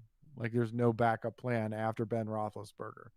So like, and you got a whole lot of free agents coming, and you don't have a lot of money to spend. So yeah, that it could be it could be rebuilt. It actually could be rebuilding time for Pittsburgh too. So I don't know. Yeah, it's been a while since they've won any Super Bowls or really did too well. Yeah, I mean, you saw it like the year before that, the Steelers were like garbage without Ben Roethlisberger, and I mean they were good this year, but like he's not gonna he's not Ben Roethlisberger not at this stage in the game is not going to win you a fucking Super Bowl just because like he's older. He's older. Like you're asking like they're asking him to do the fucking impossible. And like look, like he turned. Look, Ben Roethlisberger. He turns 39 in March, right? He Yeah. turns 39 in March. Like you're trying to, you're asking him to lead this thing, and you paid him a whole lot of money too, which I think a lot of that was um like he reworked his salary so they could get rid of Antonio Brown, Yeah. which Didn't That he have a guy's rape allegation against him, Roethlisberger? no, he had one. Yeah, I think he had one. I think that was like so I did don't know what happened. Antonio, didn't he? That Say it guy. again. Didn't Antonio Brown also have one of those and a bunch of other shit? Yeah, well, he had like some sort of sexual assault allegation or something like. I don't know. I don't know that one off the top of my head, but yeah, I think the sad part with Antonio Brown was I think he suffers from that concussion syndrome. Like I think so, because he said he's like I there was one game where where he got hit really hard, and then mentally he just never appeared the same. So Yeah, it's like modern day gladiators, man. You deal with that shit's a Faustian bargain. I mean he's still a good player. He's just not. I don't know if I would you know hand him the keys to anything. So as long like he's playing, he's like a third or fourth receiver for the Buccaneers, right? With Tom Brady, like when he can handle a situation like that, but don't ask him to you know, don't make him a number one or a number two. I don't know how that's gonna work. So what's going on with this My Pillow guy? Is he base pillow salesman? He's a very base pill salesman.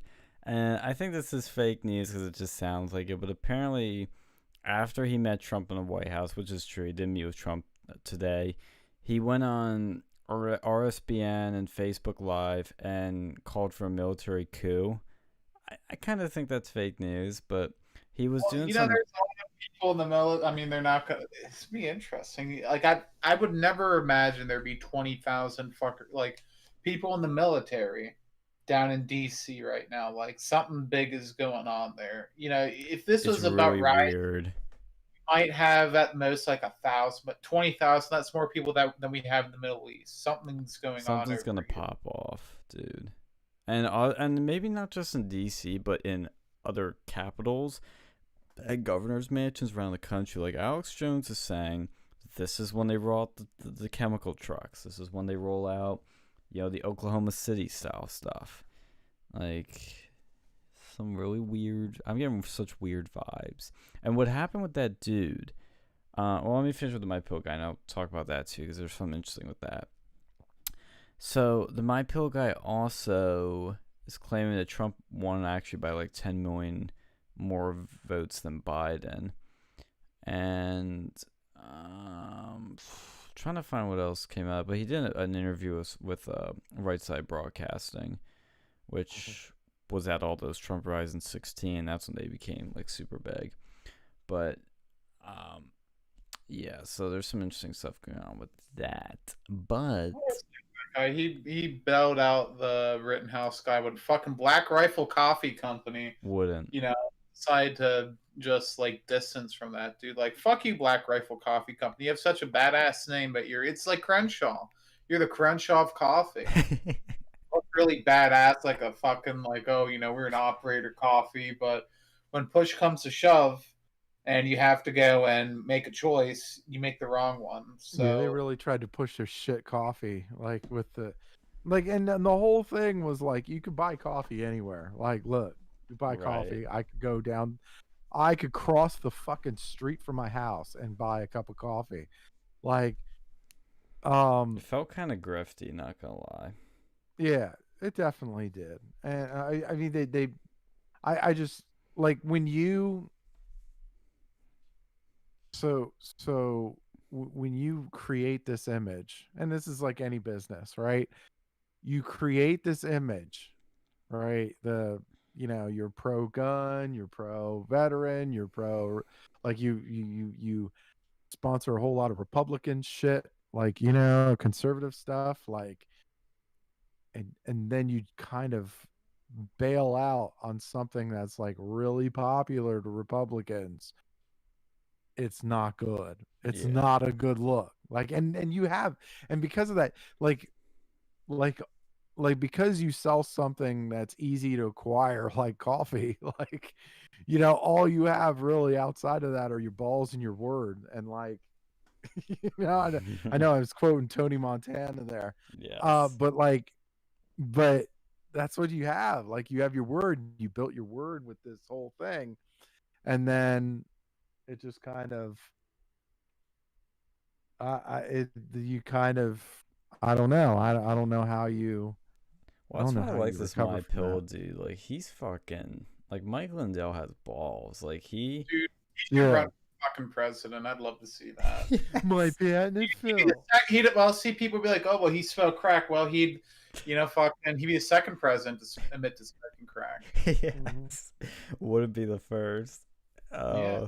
Well, I think he has like floated the idea, or like it's been rumored that he's considered running for governor in his state or some congressional seat or something, which I could see him doing. I mean, I've given him credit though because I mean, look, his My Pillow thing's been popular for a while, but it's not like he's like banked on this thing for like 20 years and is now like just starting to dabble in things. Like he banked off of My Pillow for a few years, and he's like into all this. Like he is just like, I mean, it's great. Like I love it.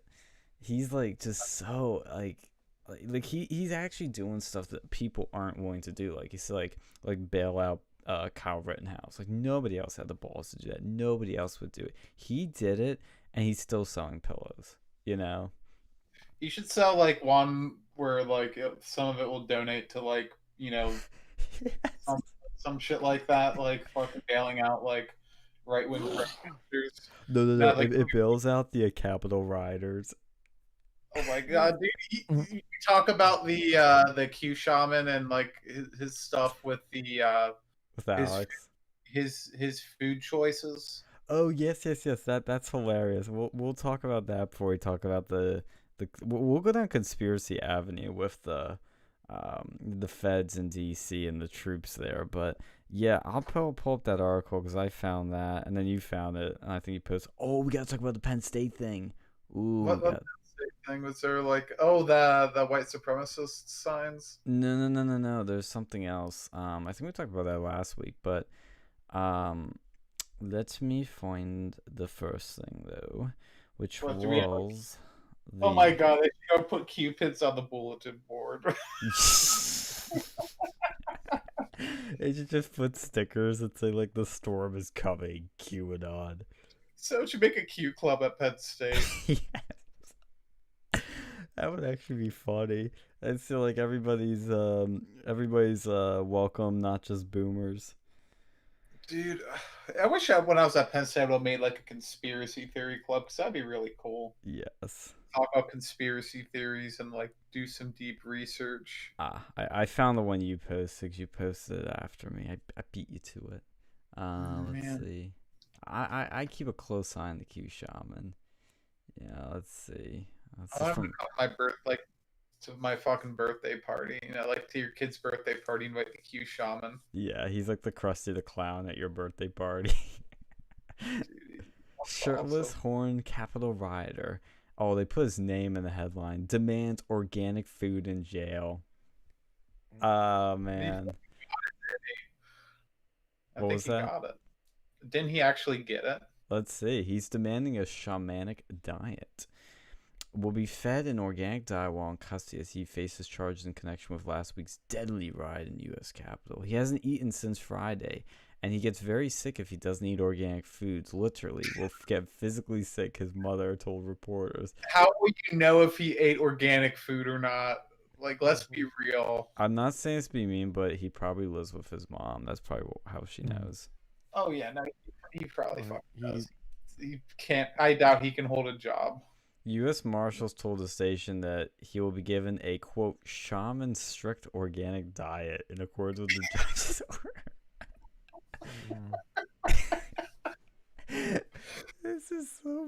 funny. He's such a meme. I Yeah. mean, such a meme. Yeah, I've already created one. Yeah, I loved it. I liked it. Literally The- liked it on social media, but like, the- oh man, dude, we'll pull that shit up too. The shaman, such a legend. What is the shaman? Like, what's actually included in a I would shaman diet? love Like, to someone has to. know. There are porno ads in there. No, somebody needs to investigate it, but like there wasn't any more details in there about like what entails the shamanic diet. Yeah, it's probably like just what the fuck. Look it up. Do some Yeah, Google what is a feel. shamanic diet? Yeah, let's Google this shit. Shamanic diet. Let's see. Oh god, it's all the articles about him come up. Q Shaman's note to Pence cite as evidence of assassination plot before prosecutors walk back the claim. That's actually another thing that's interesting. You notice how they walk back the wording of what happened. Let me pull that shit up. Like the government, or I forget who specifically it was. They basically walk back the terminology of like insurgent, I think, or insurrection. You saw that too, Alex, right? Yeah, yeah. They've been doing that because it's full of shit. They got this. I think they were fed this by some agency, or someone was like, "Oh, okay, this was an insurrection." But then you're looking at like these people. I don't think there was enough evidence to justify an actual Now, insurrection. if they were doing an I would say this would be insurrection, a why didn't they bring their guns and bombs? yeah, like they were like, oh well, there was those pipe bombs at the RNC headquarters. Which where is that? Were these even the same people who did it? Were they both part of the same event? Or It was was that one separate? guy that did that. You see it on video, but yeah, I don't even know if it's the same like groups. And also, that's not the government. The RNC is not the government. And even if you were, like, let's say you planned an insurrection, you came with guns and bombs to the Capitol, um, that wouldn't change anything. Like, nobody was there, and they were in bunkers. And Congress is not like the government's not a building; it's people. Okay, like they could do it literally over Zoom. They were already kind of doing this. They could do it over Yeah, the phone. they did do bombing. It's just not like an actual bombing. Yeah, exactly. Hey, I'm trying to find that because you posted it too somewhere where they were showing how they changed the phrase, like they walked back the phrasing somewhere. I'm trying to find it, but I really am having trouble because it's buried in one of our channels. But everybody saw Phil's fabulous memes go like that at Dictator Phil. And yeah, I'm trying to find out what a shamanic diet entails. I guess it's just organic foods, whatever that is. I don't know. By the way, did you see that? I'm actually Dictator Phil on Facebook again. That's fucking awesome. Oh, Or not Facebook, but on Instagram. On Instagram, where I put the meme. you reclaimed your crown. Took Yeah, back your throne. because originally I don't know what happened because like originally it wouldn't let me change the name, and whatever, I'll take it. Oh, I think I found a shamanic website, the plant diet. Shamanic wisdom tells us that we are all contaminated in body, mind, and spirit. Enlightenment is perfect cleanliness. The dirtier the body, the busier the mind. When we partake in a cleanse, the mind slows. When our mind is quiet, our true spirits express. On the spiritual path, therefore, cleansing becomes a priority and healing plants become our guru. Wow. Dude, that's funny though, because think about it. Like, I'm pretty sure I doubt he actually eats a full-on shaman diet, but I think this is I could see trolling it. federal government to go and like, because they've given people sex changes before. This is a lot less costly than fucking Chelsea Manning's procedure. Yeah. Okay, I found some details. Dieting on the shamanic diet it's a very advanced technique. Should be done with expert guidance and supervision. Okay. The food you will eat during the diet will have no sugar, salt, or fat. This means no fruit, too much sugar, no oil, too much fat, and of course, no salt. Also, you must refrain from any food which has its own medical properties like healing herbs.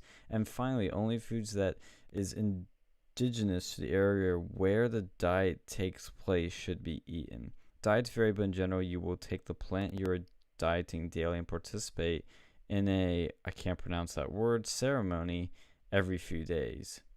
What's the word? Ayahuasca, Ayahuasca.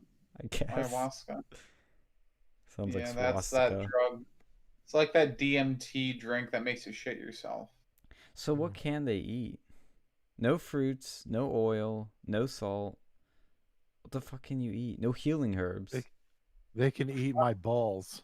Fuck, Yeah. I'd rather have died at that point than this new age shaman shit. Good on him for fucking handling that. Because the shaman diet, it says it needs to be stuff that's where's the wording? It was like stuff that's like in your area. Like, do you know how specific that's? Like, I don't know anything that's grown here except the tomatoes in my backyard, and they didn't even grow this year. I don't think that's the. But that's I fruit. think I can't. Oh, that's a I think vegetable, that technically. diet. I don't know. I don't know if there's a real. Is there a real diet? There's probably different shamans. Like that might be the Amazon shamans. Oh God, Mm. it's such a freaking like rabbit hole.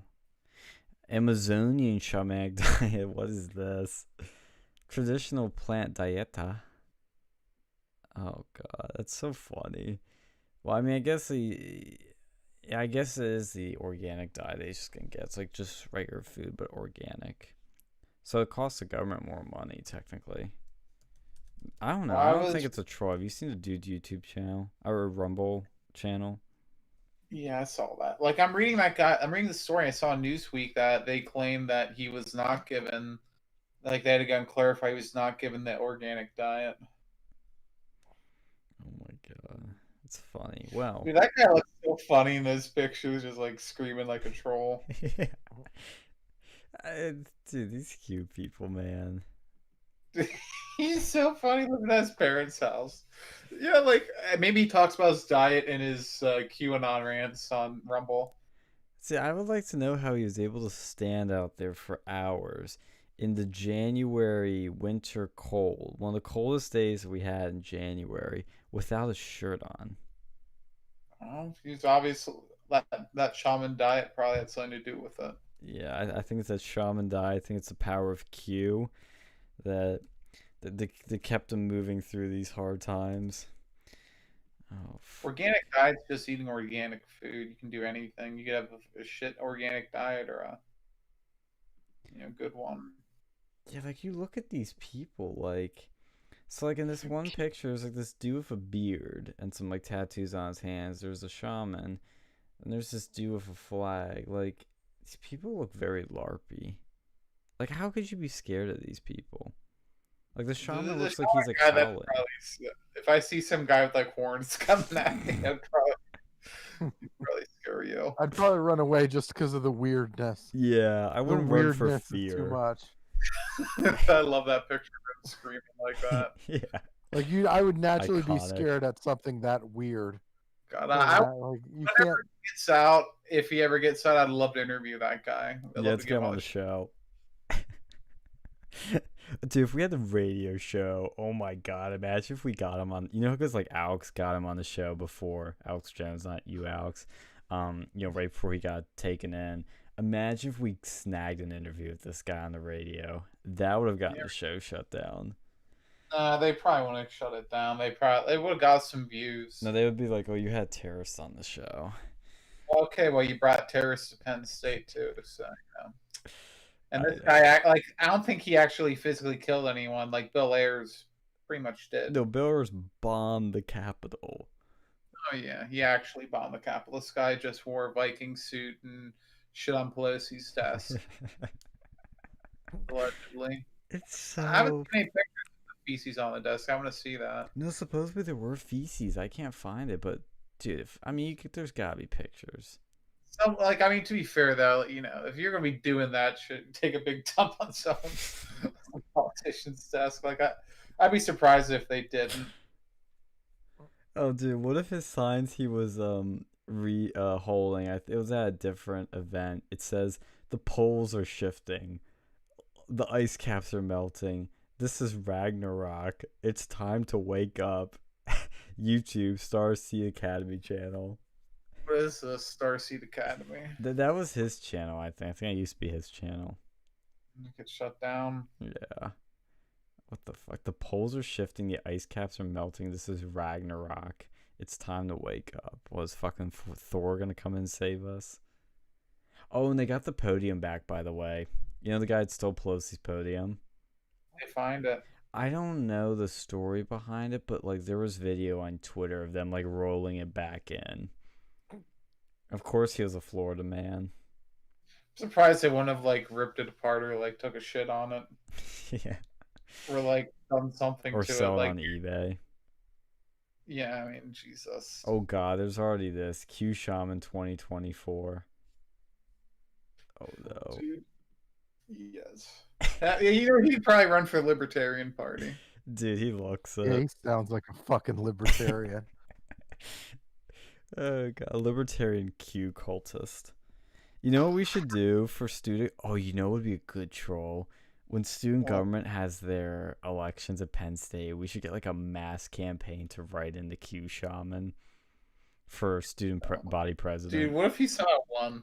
That'd be epic. What if he be the student body president? I don't think they can do that for a non-student body, but if they fucking did from his prison cell. I've always written in people for that, except when like there were good people I knew to vote in, but like most of my votes for that show were fucking write-ins of like Alex Jones or like Milo or shit like that. Yeah, do that too.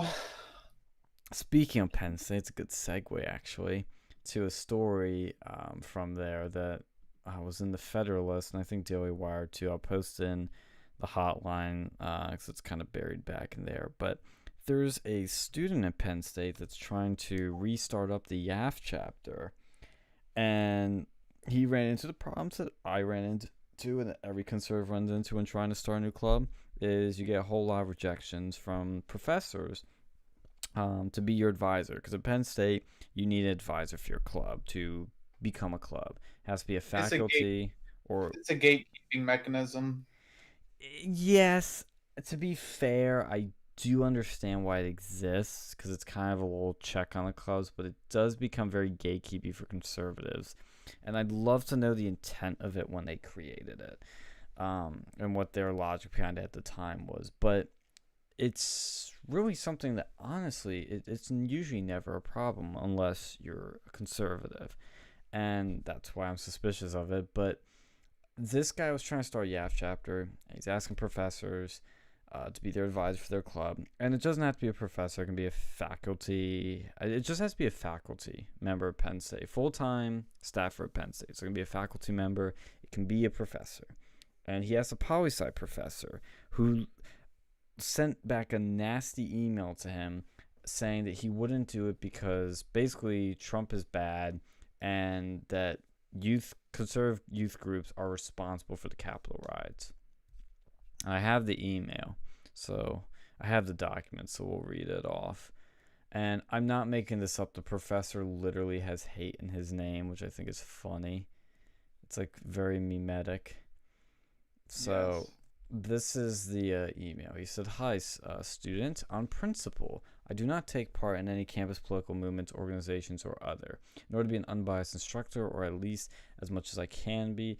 It is not only important I do not influence students with my views. It is important I am not influenced by such organizations." Okay, he says that, and he's going to start showing his bias in a second. "So I would decline invitation from any such organization on these grounds alone.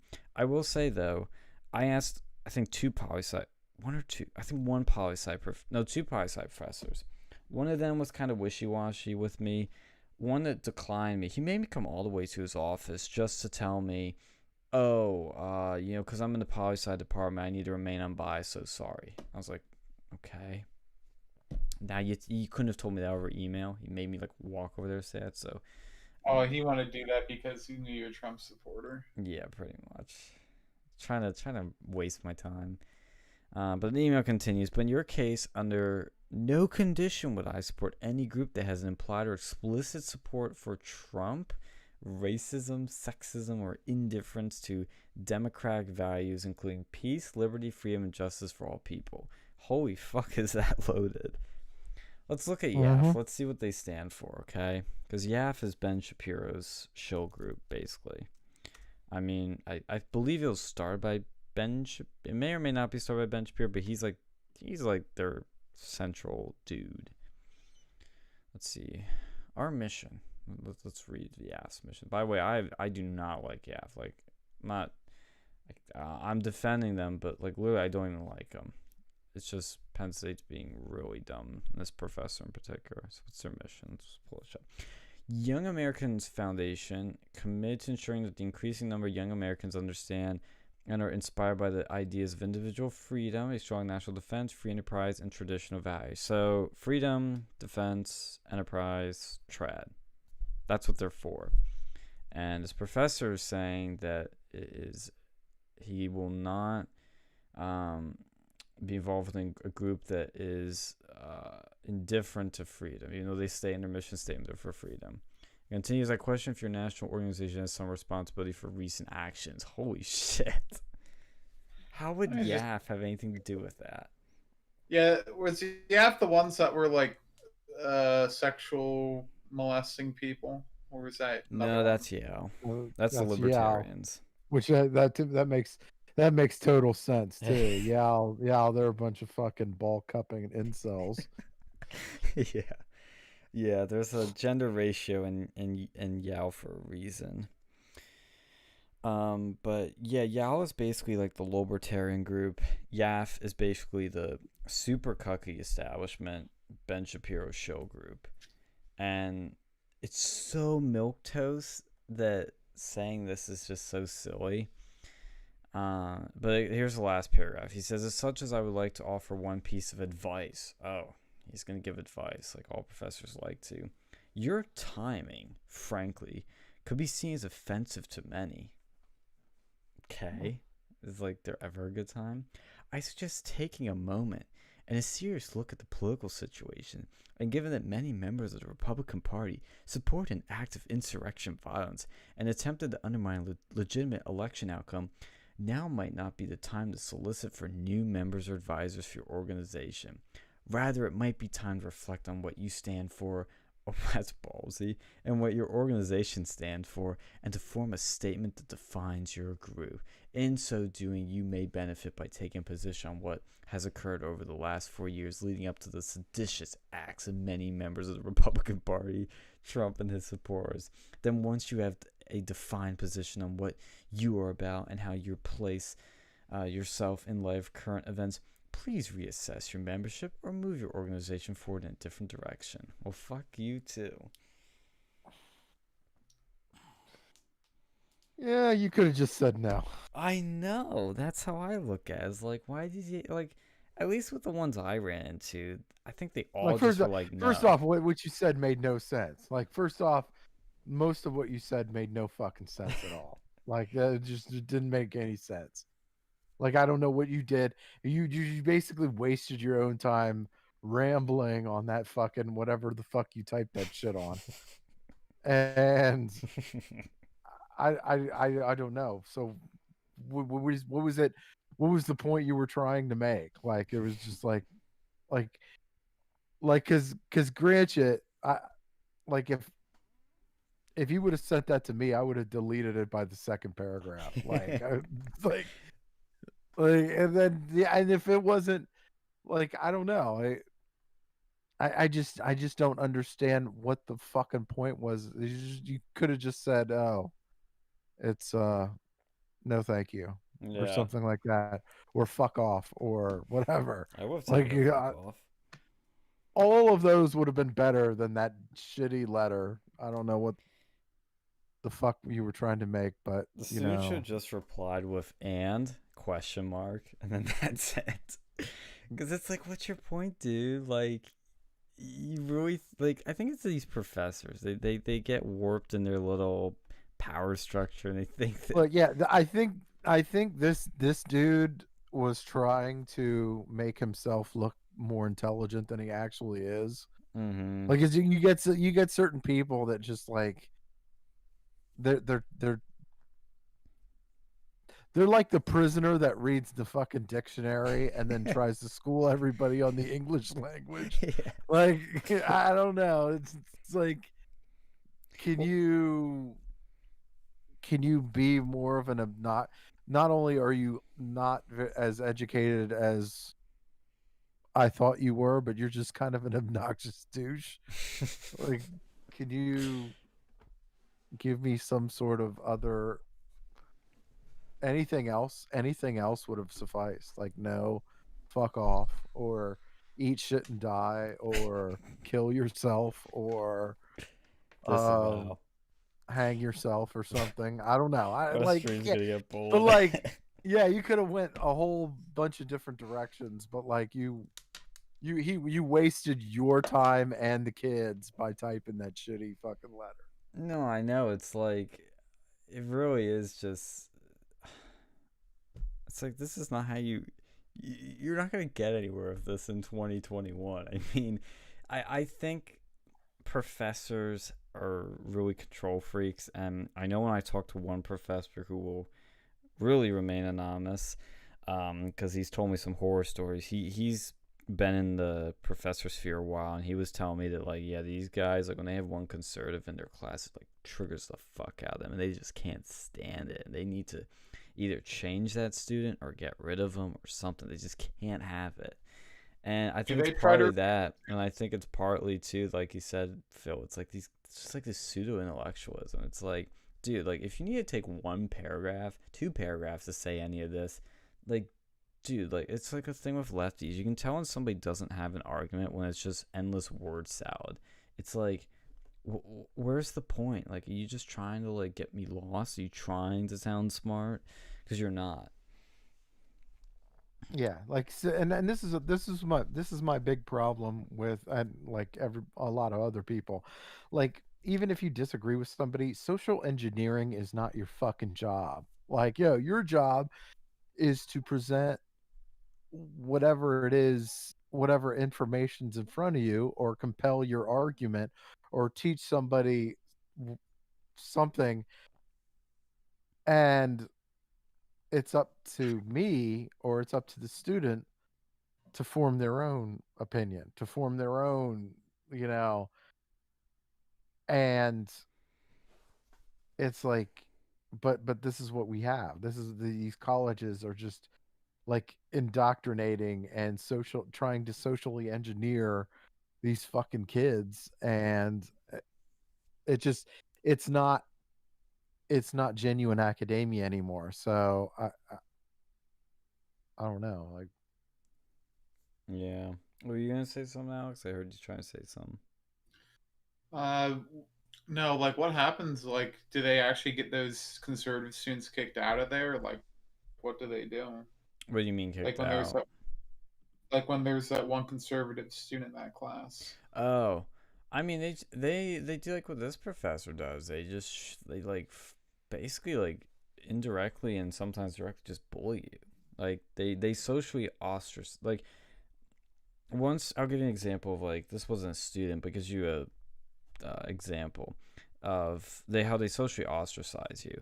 There was a TA that was in the department, and she wrote a paper. I forget the details of it, and people were suspecting she was a conservative. I don't even think she was, and she became the loneliest person in the department overnight because everybody stopped talking to her. They didn't even say hi to her. They just made her feel like shit. Mm, that's sad. Yeah, I mean, I've had. They they need to have more groups like Project Veritas infiltrate these places. Yes, I mean, I've had situations where most professors have been pretty cool with me because I'm pretty outspoken, and most are fine.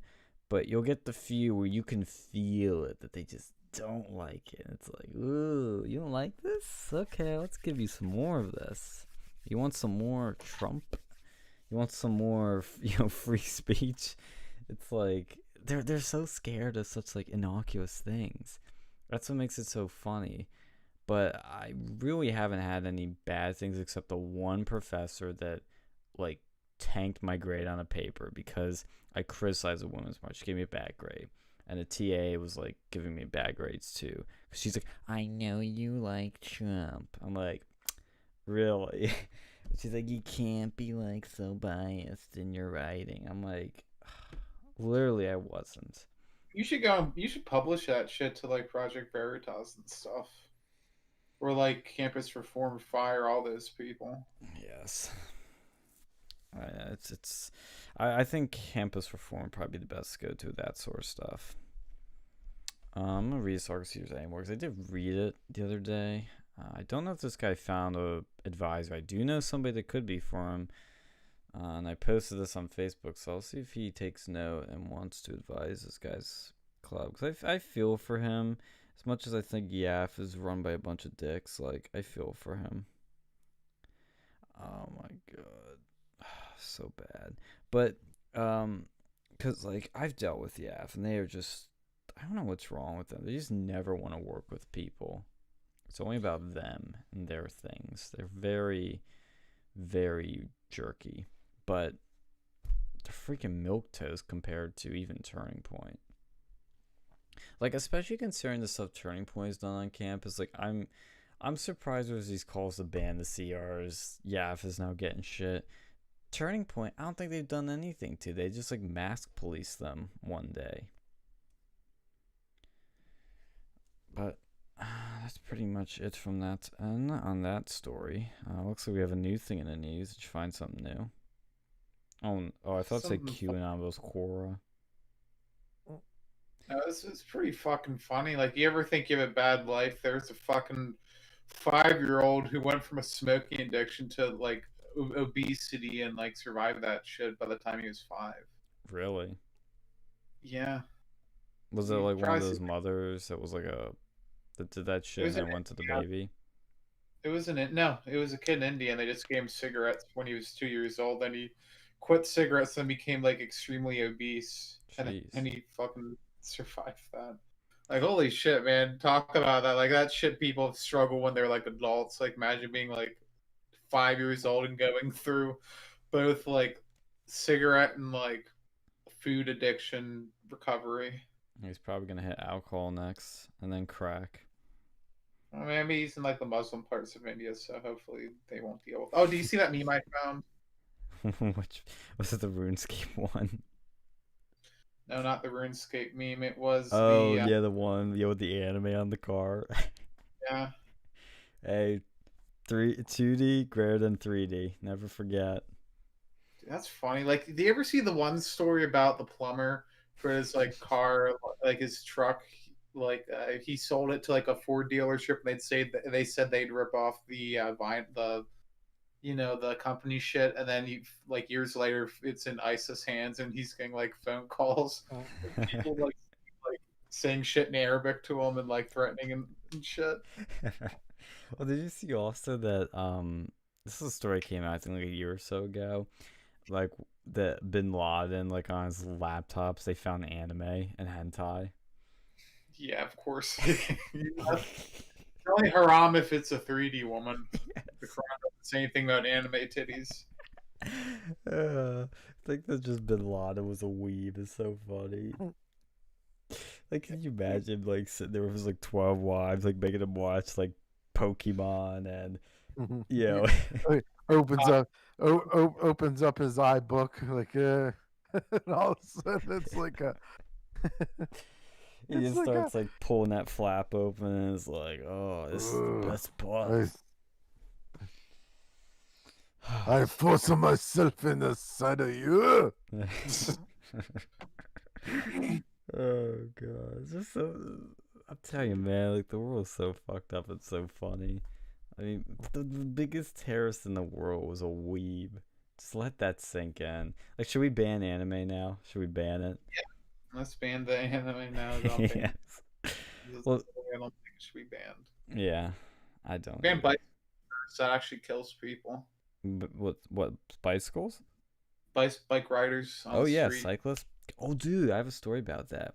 So I was in Philly yesterday with the girlfriend, and we were walking, and we're just walking down on the sidewalks, and there's this cyclist coming down, and then there's a car like right next to him. And I think the car was pulling over or maybe making a turn because they start talking to somebody after this incident. But the cyclist was right next to them, and they almost hit the cyclist, and he like flips the fuck out them. He's like, "Hey, I'm fucking riding here. Oh, fucking can't you see me? I'm trying to get somewhere." Like he's like freaking out, and like somebody literally started like cursing back at him. They're like, "Dude, chill the fuck out. Like this is where cars are." He's like, I was like, "Dude, this is why nobody likes cyclists." Dude, like honestly, I keep hearing conversations about this. They're not. They can't be on public roads if it's above like really 15 miles an hour. You know, 'cause maybe 25 if they're like a decent cyclist, but then you get a fucking. You know, they need at minimum speed limits. If you can't ride it at a appropriate speed, you know, you have to. You can't be on the road. Oh boy, Carl Yeah, called me. I don't know the rules of all of it, but I've been on the road a few times with my bike. It's terrifying. Like I don't know why like people like want to do it and do it. It's like, dude, get a car. I get why they want to do it because it's you know you don't have to go and pay for a car. You don't have to pay for car insurance. Like Yeah, shit, that but might you're be gonna have what to you pay for the hospital bill when you get your like when you're trying to change lanes and you're not looking or the car doesn't see you get fucking wrecked, and you complain about, oh, these cars are so evil. It's like, dude, get a car. Well, you know, like I mean, I disagree with it, but in certain cities where they kowtow or whatever, or the fuck Chinese shit to those people, you know, to the bicyclists, like Pittsburgh, they decided on throwing fucking bicycle lanes. You know? Oh, good old cycling lanes. Oh, then that was a big thing with Mayor Peduto is his fucking his like cycling lanes in the sinking bus. You know, that fell into the earth because of whatever reasons. I'm cool with cyclists on college campuses because you're a student. If you live on campus, you're probably not gonna have a car. Fuck the bicyclists. You don't. You know, you can Dude, fucking walk. it's your responsibility. It is your responsibility as an American to like when you're driving by a cyclist Speed up. to They were shit. roll down the window. Look, to roll down the window and throw a crushed beer can at the cyclist. Okay, that is your job. Okay, Dude, Right they in were the shit. boat. your job and your not your job. Your patriotic duty, Yes. and Disavow. preferably like one of the like a natty ice Oh, crushed can A because you want slushie. it to be like one of those pathetic beers, not the expensive shit. No, you want to. They're not good enough to get hit by a can of expensive beer. You know, you got to get the cheapest fucking dank beer ever. no, they were terrible at Penn State. Like I remember when I was Mhm. driving through there, you'd get these like obese people on the fucking bicycle. And it Hey, would they're go trying 5 to lose miles an hour. weight. Like they shouldn't be driving on the fucking public roads. If you're on that like one street at Penn State where there's no cars, okay. But if you're on the main road and it's above 10 miles an hour, get the fuck out of here. You know, Wait, go out wait. What is this main road that you're talking about? like that one road where they shut down. Like The one if by they're the on hub? yeah, Pollock the Road? one where they shut down, they can Yeah, have well, them where are drive. the bikes supposed to go then? Because they don't let you No, go on the They're sidewalks. not supposed to go anywhere. They're supposed to get the fuck off the road. if they don't have a dedicated bicycle lane, you really shouldn't be on the road because it fucks with the drivers because it's too slow for them, and it fucks for the like for people walking because it's too fast for them. There's no good place for Yeah. bicyclists. I mean, they shouldn't be on the. No, on top of that, cyclists are gay and shouldn't be on the road. Period. oh yeah, like oh my god, we had these. It was graduation weekend. I was with my parents, and there was these two bicyclists. You know, and they looked like they were probably into men. You know, right taking the whole fucking road because they were right next to each other. They took off the whole road and they're going like 5 miles an hour in like one of those like gay ass reclining. You know, and then I like hopped the horn. They just flipped me off. I just passed them and I flipped them off. They should be cyclists.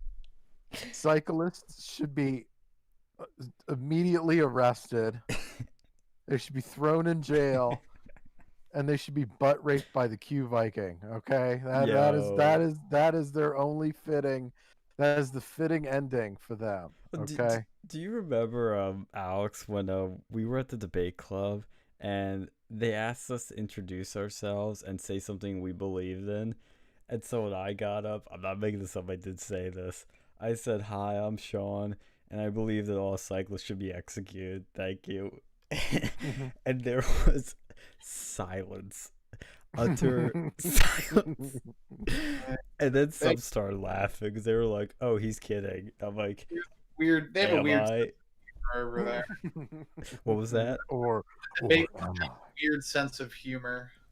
They do, but I think there were some that understood I was trying to be provocative, which maybe I was. I mean, who knows? You are a cyclist. Like last year, like one of those like I Jews know, and I said that. I even caveat at the end. I said like, yeah, or at the beginning, I was like, as a cyclist or something. Like, look, I hate cyclists. I do, and I stand by my statements. But I think on a college campus, when you're a student that's poor, that doesn't have a car, you should be allowed to cycle wherever you want. I No, think you it's can walk. fine. Fuck you. can walk. You got legs. Fuck you. You Do you know got how legs. big the The campus bus is? is free. The bus. The bus, you drive get the bus or diseases some on the shit. bus. The bus Okay, is ride terrible. the bus. Quit being a fag. Okay, ride the bus. Dude, Yeah, the bus isn't even working half the Yeah, time. I don't care. I always It's not took my the problem. had a problem from the fucking stadium to get anywhere on campus. Blue line was always running pretty. They're pretty good. The Yeah, blue during one, the red COVID, one. you want to try catching the buses where like 3/4 of them are like shut down. The ones that are operational are at weird times, and you know those CATA buses are never on time. You know that. You can walk across campus. You know, it's good It exercise. takes forever when your classes are only 5 minutes apart. If you're on campus now, Well, you get class. if you're a fat fuck on a bike, it's gonna take forever too. Get up and walk. You can get it's gonna take you longer. You get hit by a car because you're on the fucking road. You Here, shouldn't be. let's read the Penn State rules on cycling, because it is a Yeah, they allow it, but you know they also allow a lot of stupid shit. You know, they're a this is a cringy statement. They're a bicycle friendly university. Oh god. No, they have a badge. Dude, they have a badge for it. Look at this. Dude, look It's at like this. and What that was their that? badge, that their badge and autism awareness pin. No. Oh, that reminded me of a story. So, as you laugh at that badge, oh, look at the wheel. It's got like these like wings on it. Ooh, we're gonna fly. Like stupid wheel in the This is like sky. ET shit. Yeah, like if they have a bike lane, which I think don't they have bike lanes at Penn State? Kind of. It depends where you are. Like, this is the one thing I think that was a bit of a misdesign is like some of the look, one thing I'd never do as a cyclist, I never go like in the middle of the road on Penn State. That is just jerky. That's downright dicky. But I would go all as far right as I could. I know. As far right as I could, and there were some spots where it have like a bit of a shoulder, you know, a bit of a buffer room where your bike could go. It wasn't really a cycling lane, but it was good enough. But there were spots that had more of a bigger opening that would be considered like a bike lane kind of. But let's see, they have a map. Ooh, it's an interactive map. Let's see. It looks like, let's see. Is this okay? It's color code, but they don't explain their color coding. Let's see. That's great. Okay, That's yeah, no, great. they explain. Here we go. Okay, everywhere on campus, all these roads, they are bike-friendly routes, whatever the fuck that means.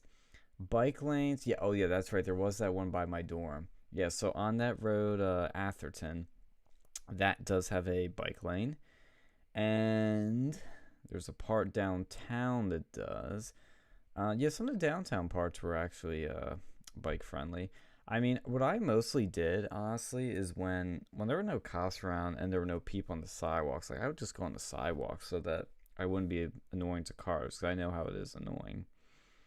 But yeah, though, most of the campus is very friendly, and there are shared use paths.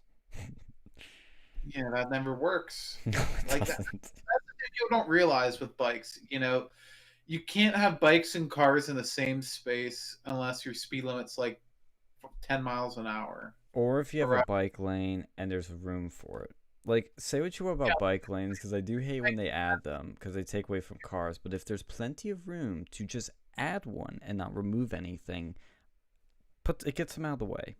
Gets them out of yeah, the that's way. all for bike lanes if there's room for them. But Exactly. if there's no room for a bike lane, it's fucking stupid. Like in Pittsburgh, they give these big ass bike lanes, and then there's not enough room for the car. Or let's go with the alternative viewpoint, which is we no in any and all cases there are no bike lanes, so that there are no cyclists. So get rid of them, because if they get hit by enough cars, if they if there's no room for them, they will realize they need to make some money, buy a car, and there will be less cyclists. Or just give them quarantine lane. I think A that's the best. quarantine lane, yes. It's good for cities that want to allow that, but in the real world, I just don't see the point. Like unless you live within like a mile of your work, it's not going to work out for you. Well, and the problem too in cities, like bikes get stolen all the fucking time. Like I Oh know yeah, New you could. York is extremely notorious. Like even when you put like a bike lock on, like your bike will be gone. I've heard. Well, that's why then they have those bike sharing programs because they can't really steal it at Dude, that those are point the 'cause it's not worst. yours. Dude, fuck those bike sharing. I don't want to get corona from somebody's ass. Like that was on that thing. I mean, those things, they put those in Penn State, and you know what they do?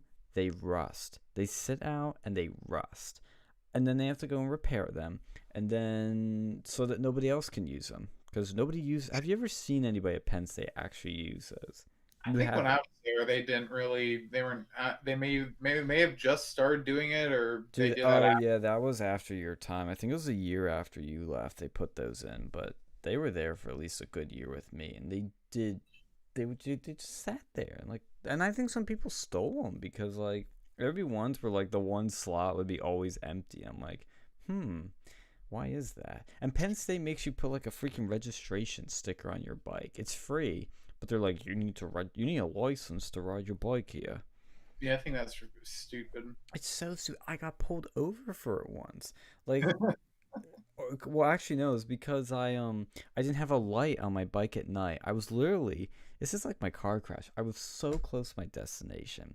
I was literally like I just had to cross the street, and I would have been in my dorm area.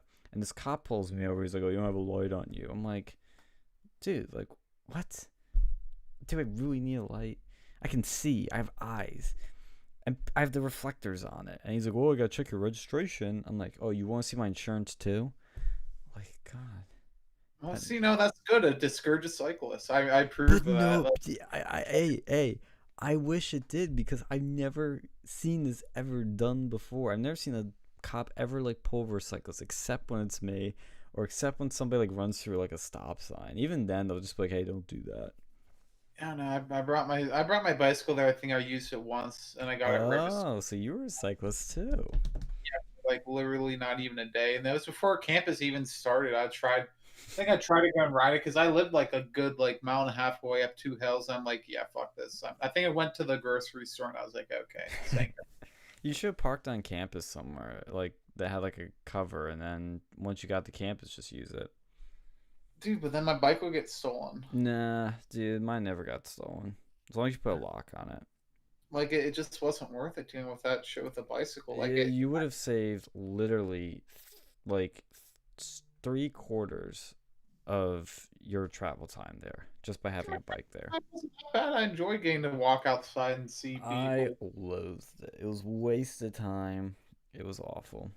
I I got literally to see even like squirrels, got to see the weird shit, got to explore. I enjoyed traveling. It was a beautiful it campus. is, and I like doing that in my free time.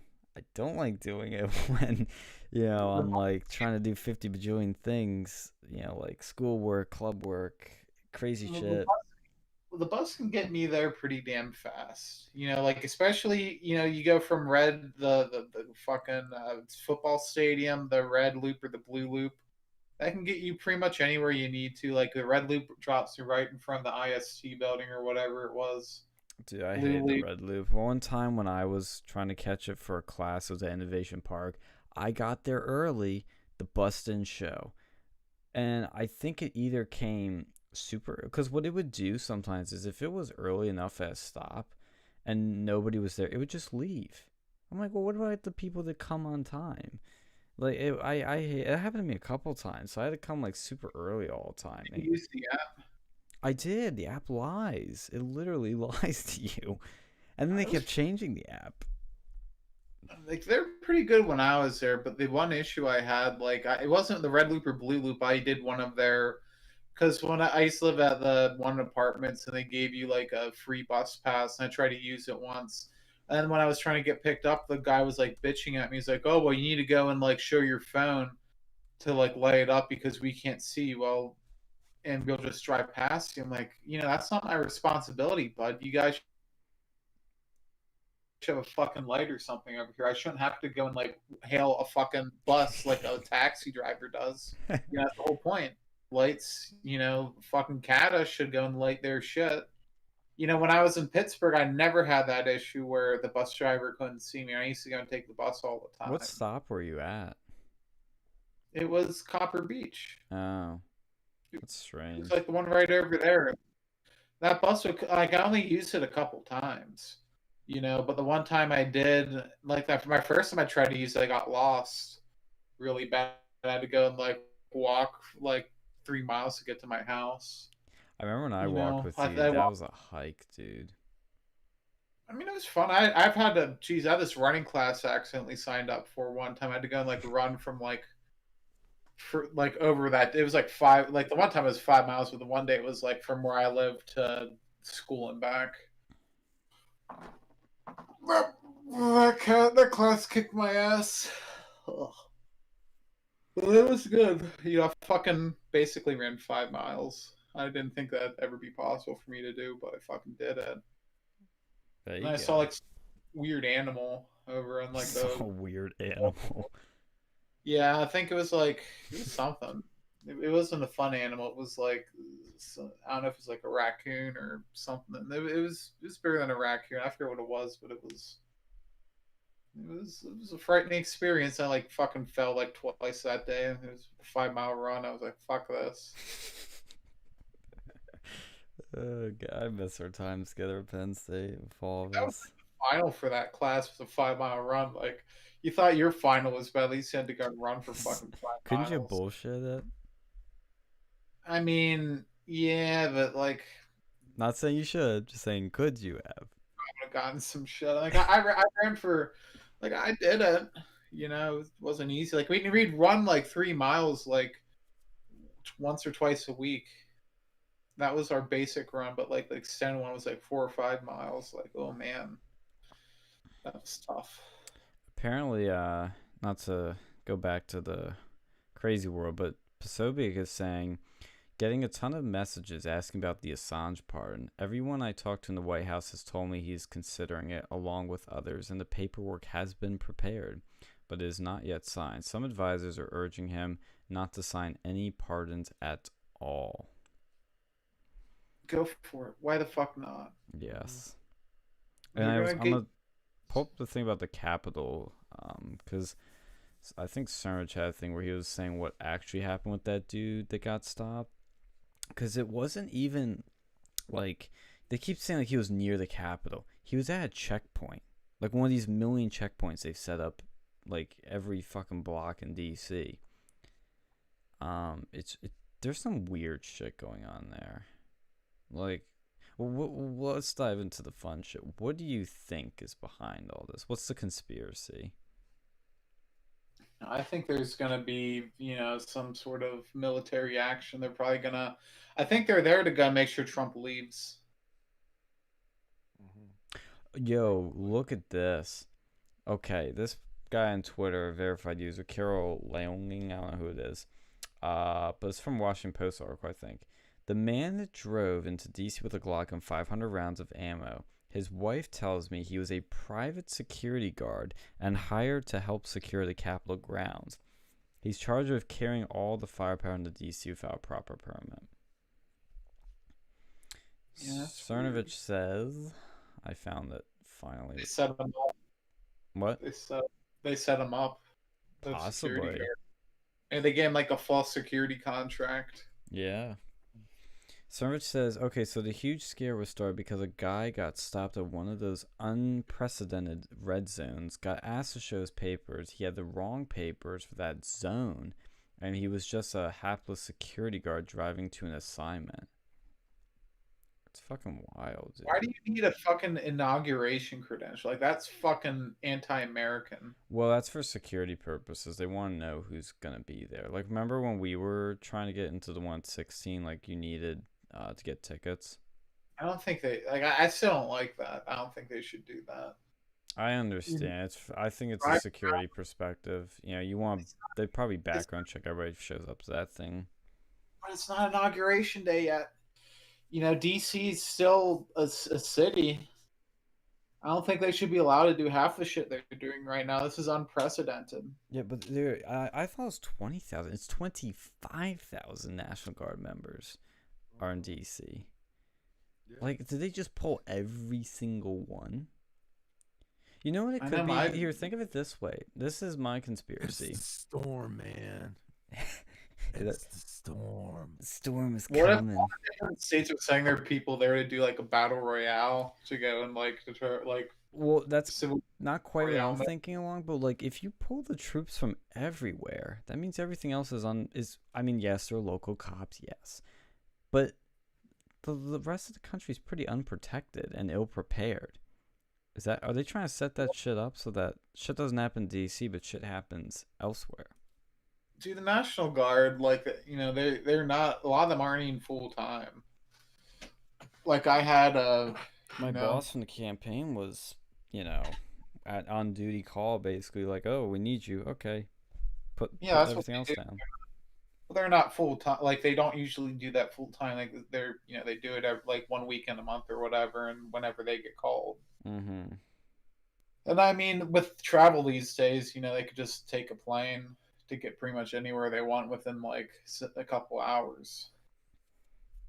They said that the 25 National Guard members is about half. This is according to Vox. I know, fucking Vox. Is about half the entire number of U.S. troops currently stationed in Japan.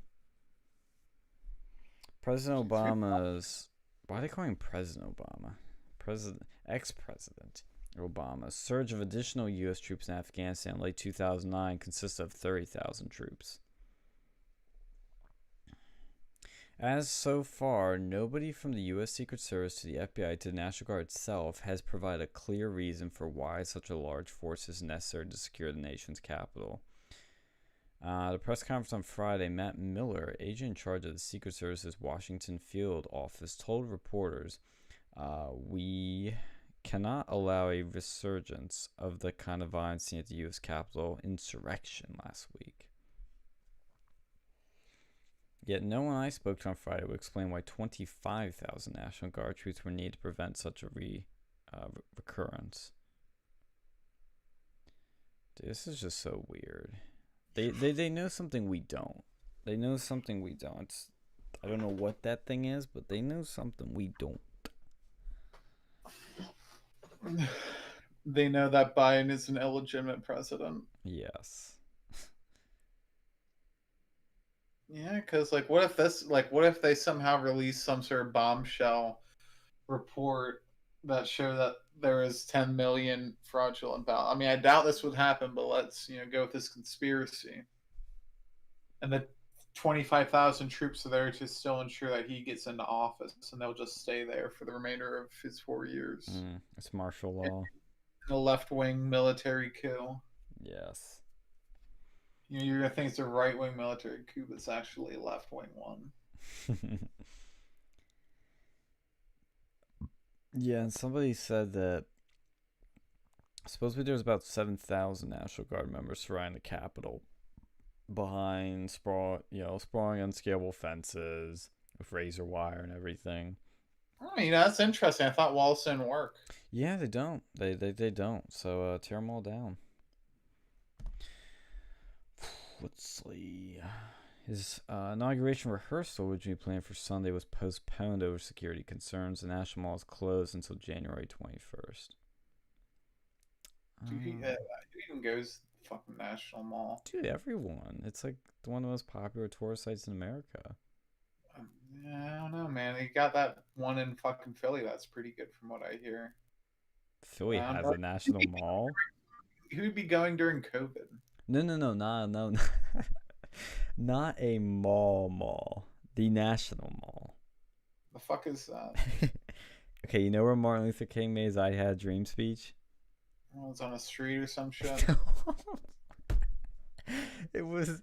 It's with where he was standing on the steps of the Lincoln Memorial, and there's that big ass Oh, that water. place. Yeah. That's Yeah. that's the main part of the National Mall. Man, people are so stupid with their terms. Like, we have this place that says, "Oh, it's an arcade," but it's not actual, like, not like Pac-Man shit. It's just like stores. They call Really? it. Yeah, it's one in Pittsburgh. It's like near where I think the Highmark building is. Uh-huh. It's called an arcade, and it's not like an actual like game arcade. It's like some just bunch of stores in there. It's like fucking stupid. They have these stupid terms. And I think a National Mall. I think of like fucking King of Prussia, something like that. Big fucking mall with lots of stupid shit in there, but it's Yeah. not. Yeah, the mall is basically like that.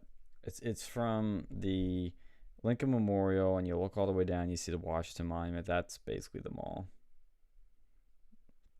But and that's where all the people were gathering. That's where the inauguration crowds will be. Like, that's where a lot of things are.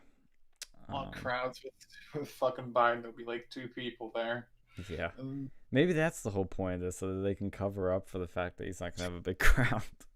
dude, that'd be funny. Yeah, they used 25,000 guards to go and like make them look like they're attending there normally. They're like, oh, we got COVID restrictions, and we need space for the guards, so yeah, that's why nobody showed up. Yeah, it's just very tight, security.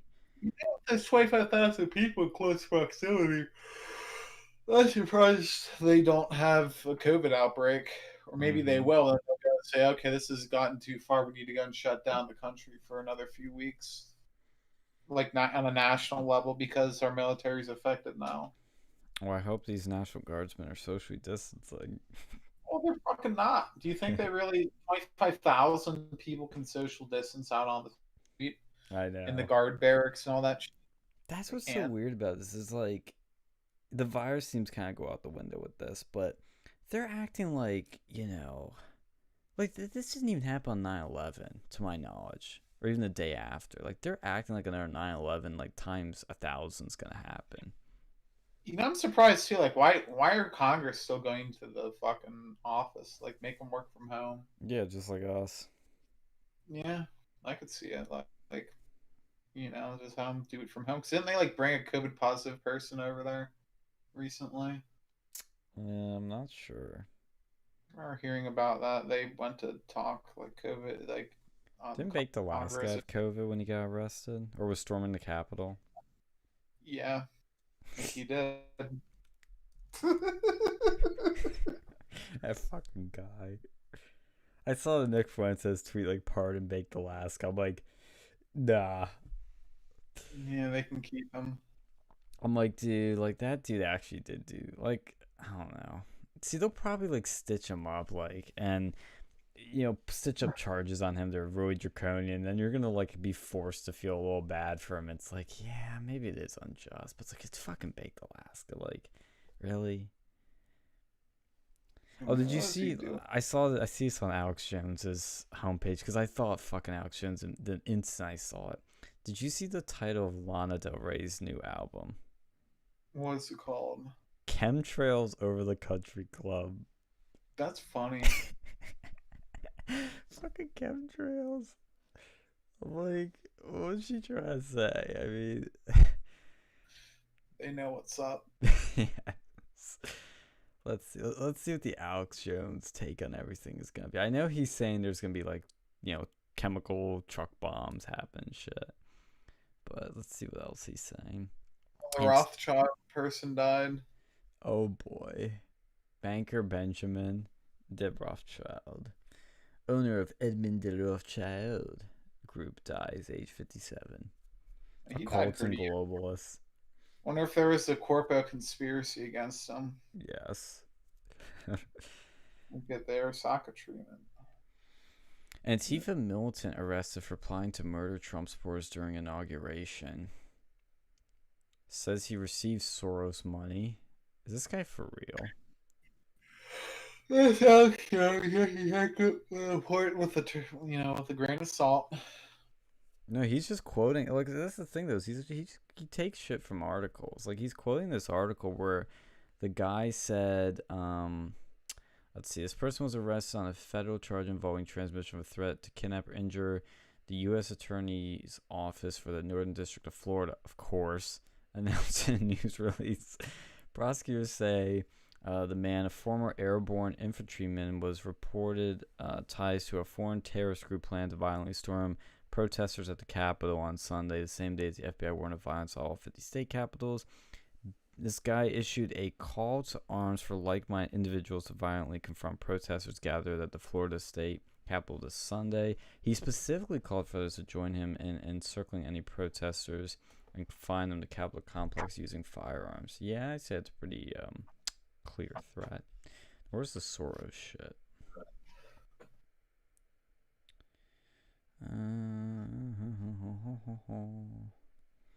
Let's see.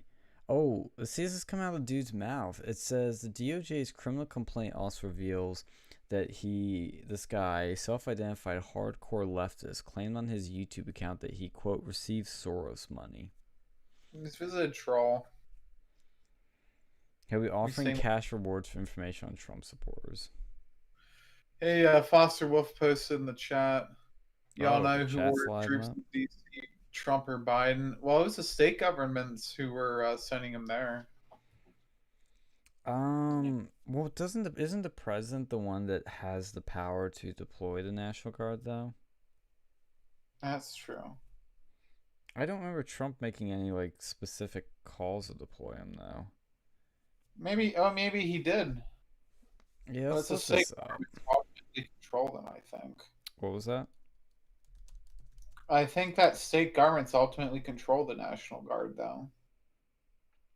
Kind of. Like, I remember during the Floyd riots, the state governments would have to be like, hey, we want the National Guard, and Trump would be like, okay, here you go. Maybe the mayor of D.C. is who was able to get the National Guard. That might be it. I don't think they're technically what's considered the militia nowadays. Like, they're part of the armed forces, but they're controlled entirely by the state. Foster Wolf says, I see that it's like a fence 500 yards all around the Capitol. Are you down there? You can see that shit? Tell us what's going down on the ground, because I've heard it's like pretty much a fortified zone. Lord Sauerkraut says, you can't get corona from a bicycle, otherwise the Chinese would tell the truth that the virus can get you via frozen food. Hot take. Let's see.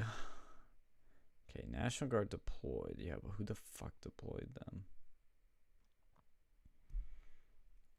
Yeah, like I said earlier on the show, everybody just stay the fuck home. Don't do anything stupid. Don't get involved in any of these protests. I don't care what side you're on.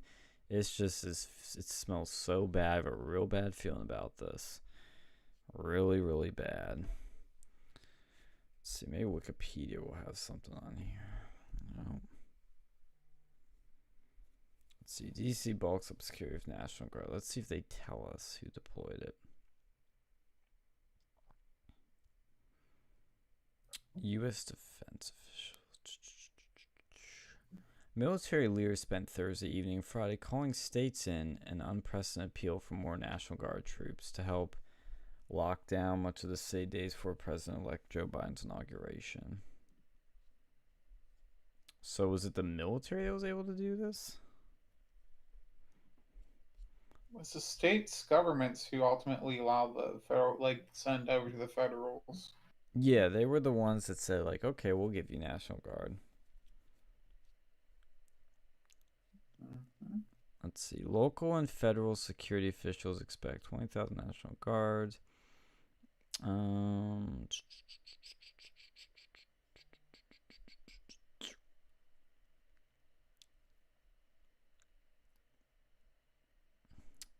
It says the inauguration has been designated as a national special security event. Oh, has it been?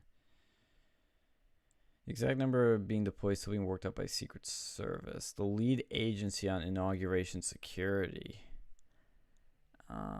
And others, a U.S. official told NPR's Pentagon reporter.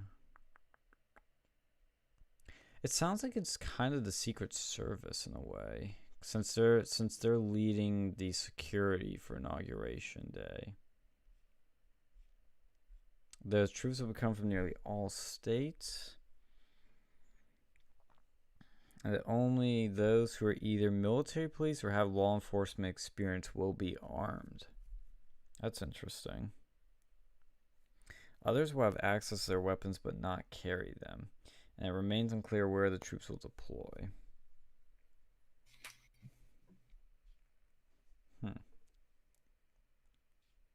Interesting.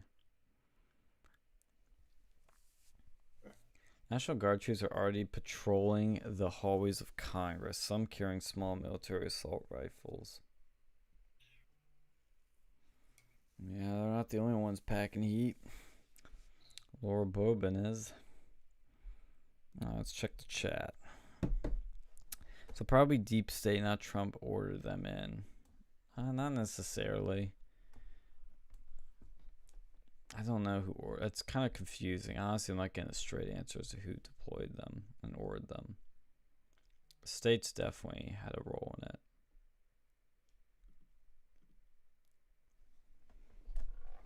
But it feels like a fucking police state, military state. Some more cyberpunk Ghost in the Shell shit. Is there anything else you want to talk about, Alex, before we close out? We didn't even talk about the NRA issue. Okay, that's a good one, actually. What are your thoughts on that? NRA is filing for bankruptcy, and they're moving to Texas. I think they need to go and get rid of Wayne LaPierre. He's been the vice president for like 20 years because you don't have to vote in the vice president. I think it's, like you can just keep on doing that shit. I think that organization is corrupt. I think they used to do good work, but lately they've been silent on a lot of things, like instead of actually like fighting to, reverse the bump stock ban, you'll see them, sending like toy guns to kids, which, where's my money going to? I think the only reason they have so many members is a lot of private organizations require you to be an NRA member to join a gun club. I think now, like the USCCA and what was it, GOA, and there's a few others do a lot better job with less. Like they're way more efficient with their money than the National Rifle Association is. Like they do good work for some things, but they just for the amount of money that they have, they're one of the, at least at one point in time, they're one of the biggest, like, interest groups that would lobby Congress. They haven't really gotten much done. Well, I see that's the thing the left likes to say a lot. I don't know if it was the case at some point, but the biggest are still oil companies and pharmaceuticals. The NRA is like really down there. Well, they used to be one of the largest. Like that's sort of what happened with them. Well, and the thing too is this is coming from, I think their bankruptcy is really coming from do you remember that lawsuit that I think New York threw at them like about a year ago, where they basically said that they were doing a Wounded Warriors kind of like wasteful spending, where they were spending lots of money on like trips and jets and stupid shit.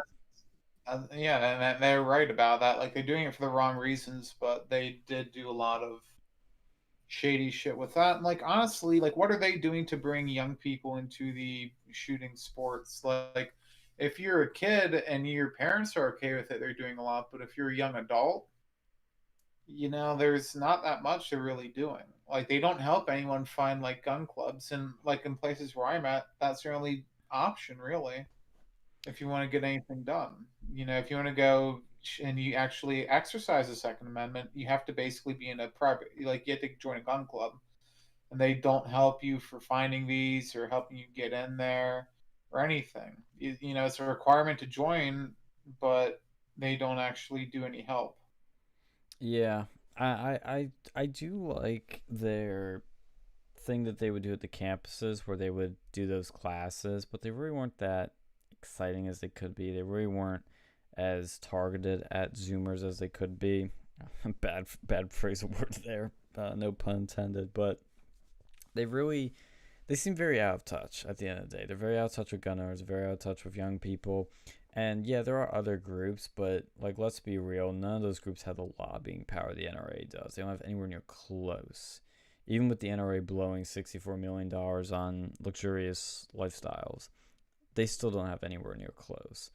They're starting to get up there. Like they're, I think a few of them. I think USCCA's actually, they participate in some cases, That's like some good. legal cases. Like I mean, I think if the and like I think that like that's because there's so many like a lot of people are NRA members because they have to be, and how much of that money actually goes to their legislation, the legislative division, because they have like multiple divisions. Mm-hmm. Like the legislative does one thing. There's the one that just does the gun training classes. They have a bunch of stuff like that. Yeah. Yeah, You it know. says yeah they were sued in August over this shit over mismanaging funds, which I always hate that stuff because you're donating something, and then when you're donating in your mind, and you're saying to yourself, "I'm doing this to put money towards fighting for gun rights. I'm doing this campaign to be used on campaign funds." You never ever donate like and think, "Yeah, I want to use this to ride on private jets to tropical resorts." No, that sort of shit really pisses people off and just kills your reputation so badly. I mean, not only is it wrong, it's just gonna kill your reputation. And the Democrats, look, they have something that's probably mostly true, but like I said, they're using it for the wrong reasons. They're using this to destroy the NRA. They want to get rid of the NRA, and they're getting that. They're doing a pretty successful job at that. You have to give it to them. Well, there's other groups out there that are way more effective, and people will donate to one of them. Right now, the NRA is the biggest one, so that's who gets the most donations. But you know, if I had the option, if there's another group that I could go and that I need to go and do that for, I'd choose one of the others because they do a better job. Like NRA is negotiating rights away. This is essentially what they do nowadays. Yeah, and I think Wayne LaPierre is a bad thing for their brand because he's kind of I don't know, he's a little weird and like people have a bad like he gives them a bad look. He's not. He's like a career politician. He's been in there for so long. Yeah. You know, for a ridiculous amount of time. He used to not like they they can't get him out. That's the problem. Like people want to get him out, but they can't because I think he's in an unelected position or something. Yeah.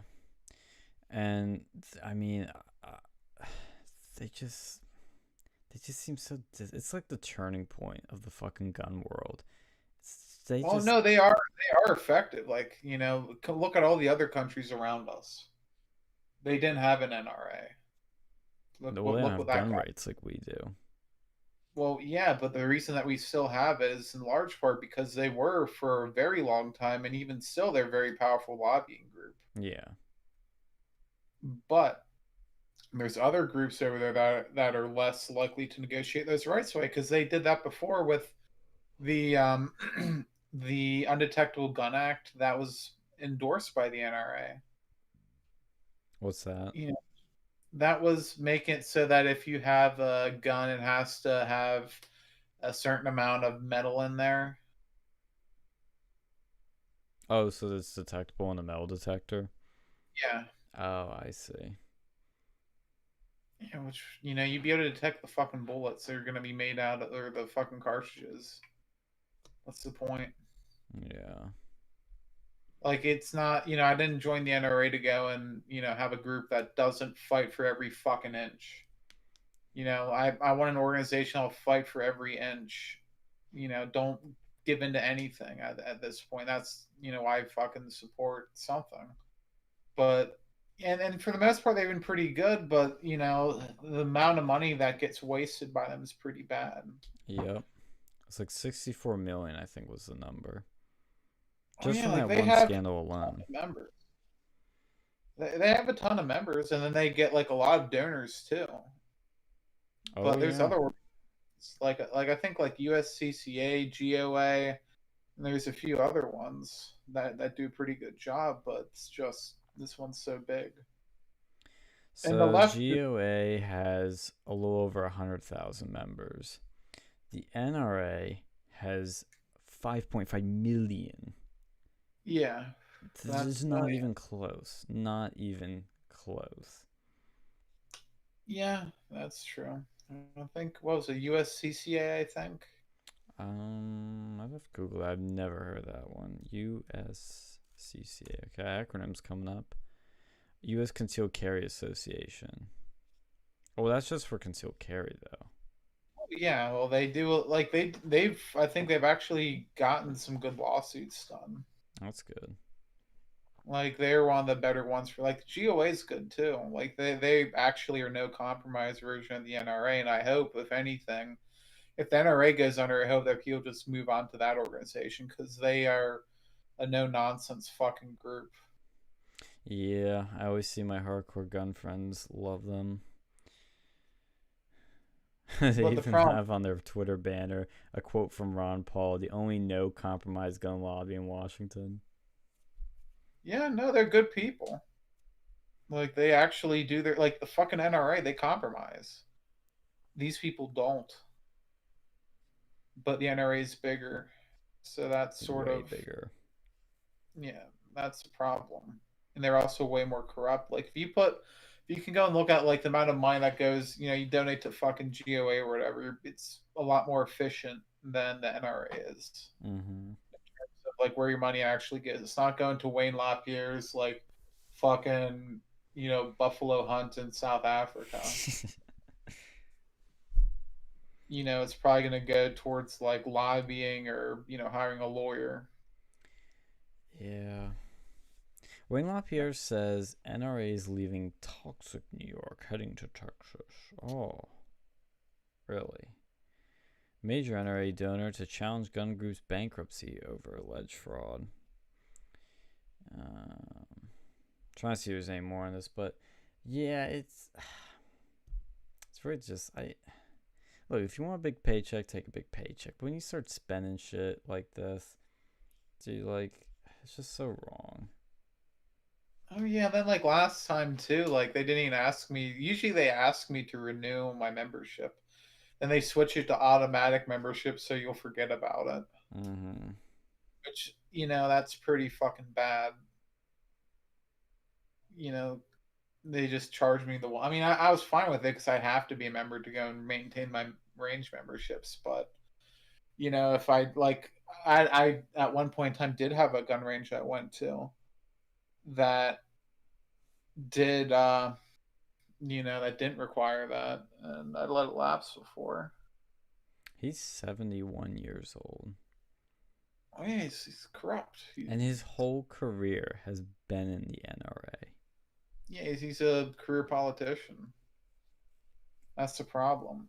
I think at one point in time he's probably really effective, but corruption sets in when you're in the seat for so long.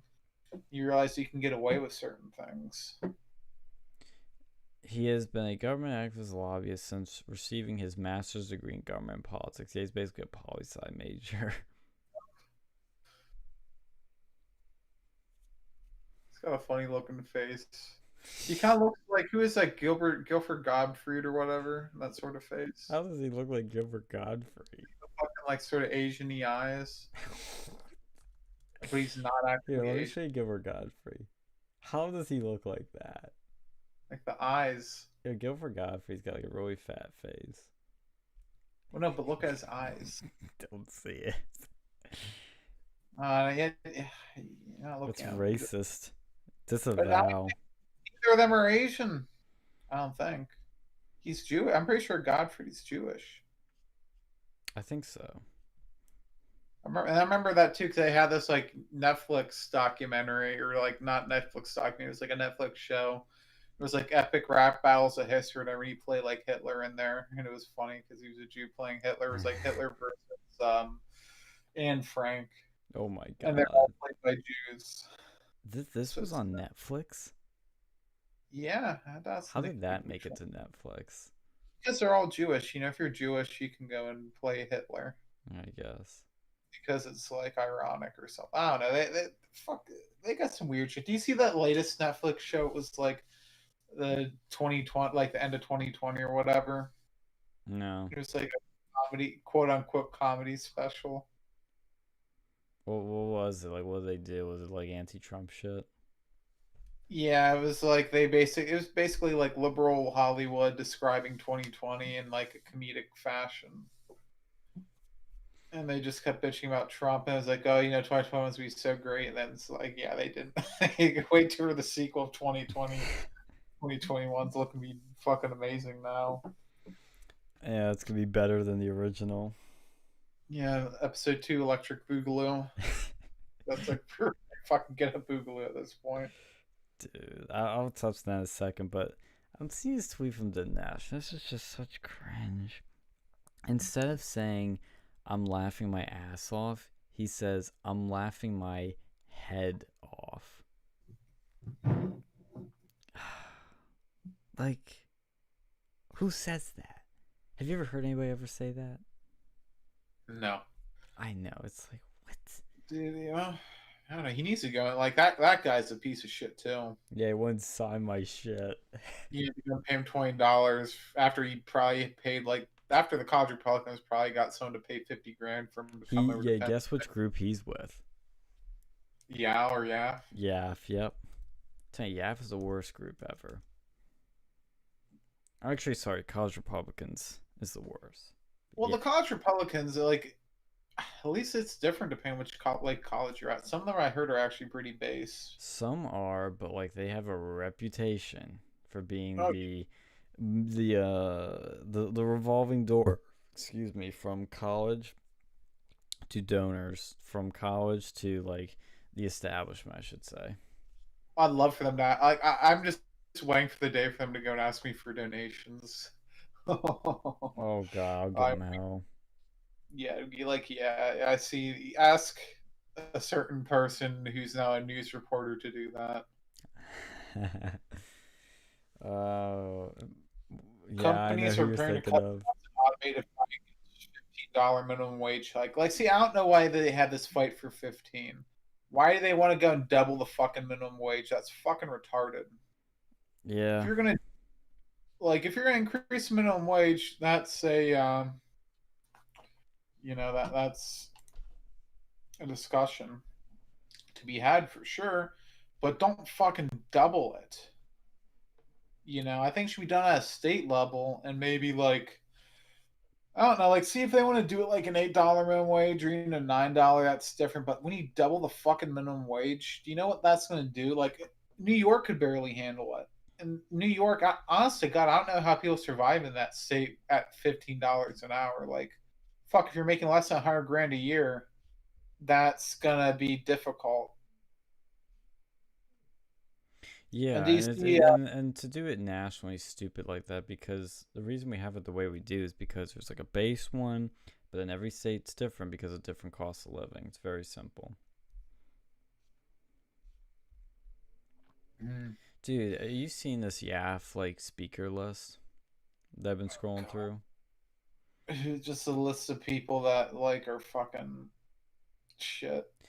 Just Except fucks. Ted Nugent, but like, He's an honest. NRA guy too. Well, yeah, I love. Like he should replace Wayne LaPierre for that position. He is yes, no compromise. yes. Oh God, yes. I I mean, hope one day we get big enough where we could get him on the fucking show. yes, or get him on campus. Oh my god, get him to do like a fucking music tour, and then like disguise like have be over there for a music tour, but then he actually gives like a political fucking discussion. You mean rant? Yes, Oh I'd yeah. love to go on the radio. I would absolutely love that shit. See, I'm not trying to sound like a lefty, but like when you look at this YAF list, this is the stereotype that people have of Republicans. What are you seeing? Oh, except right here. It is Yes. almost all old Old white. white guys. Yeah. Oh, there's a woman. There's a Yeah. couple women. Yeah, a fat one. There's a few women, I know.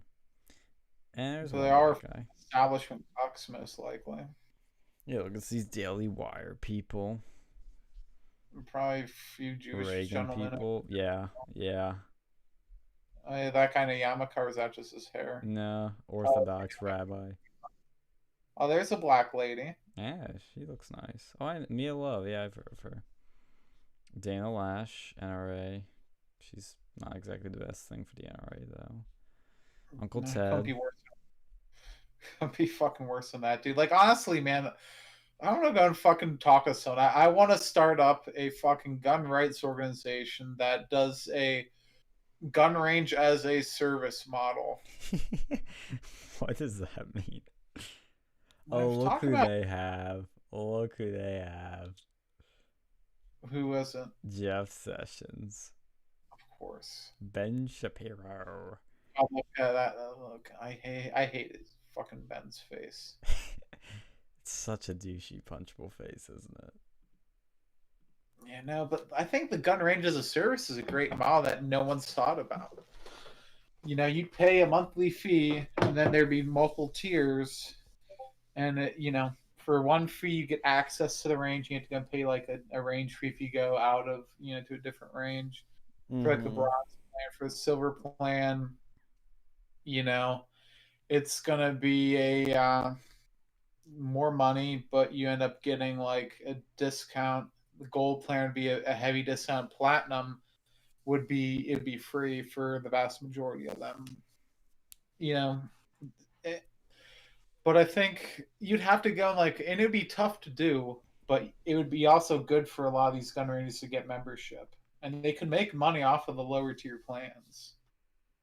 Like, I need to go and find someone to go and do the startup with me. I'm interested in this. Hey, I Mel think for life. You want to do this startup with Alex? a millennial fucking gun rights organization. Wait, so how's it working? I'm still kind of confused. So you have like these tiers. Like, what is this? Some libertarian paradise shit? Like cyberpunk? No, it's not like the trauma team. It's fucking. You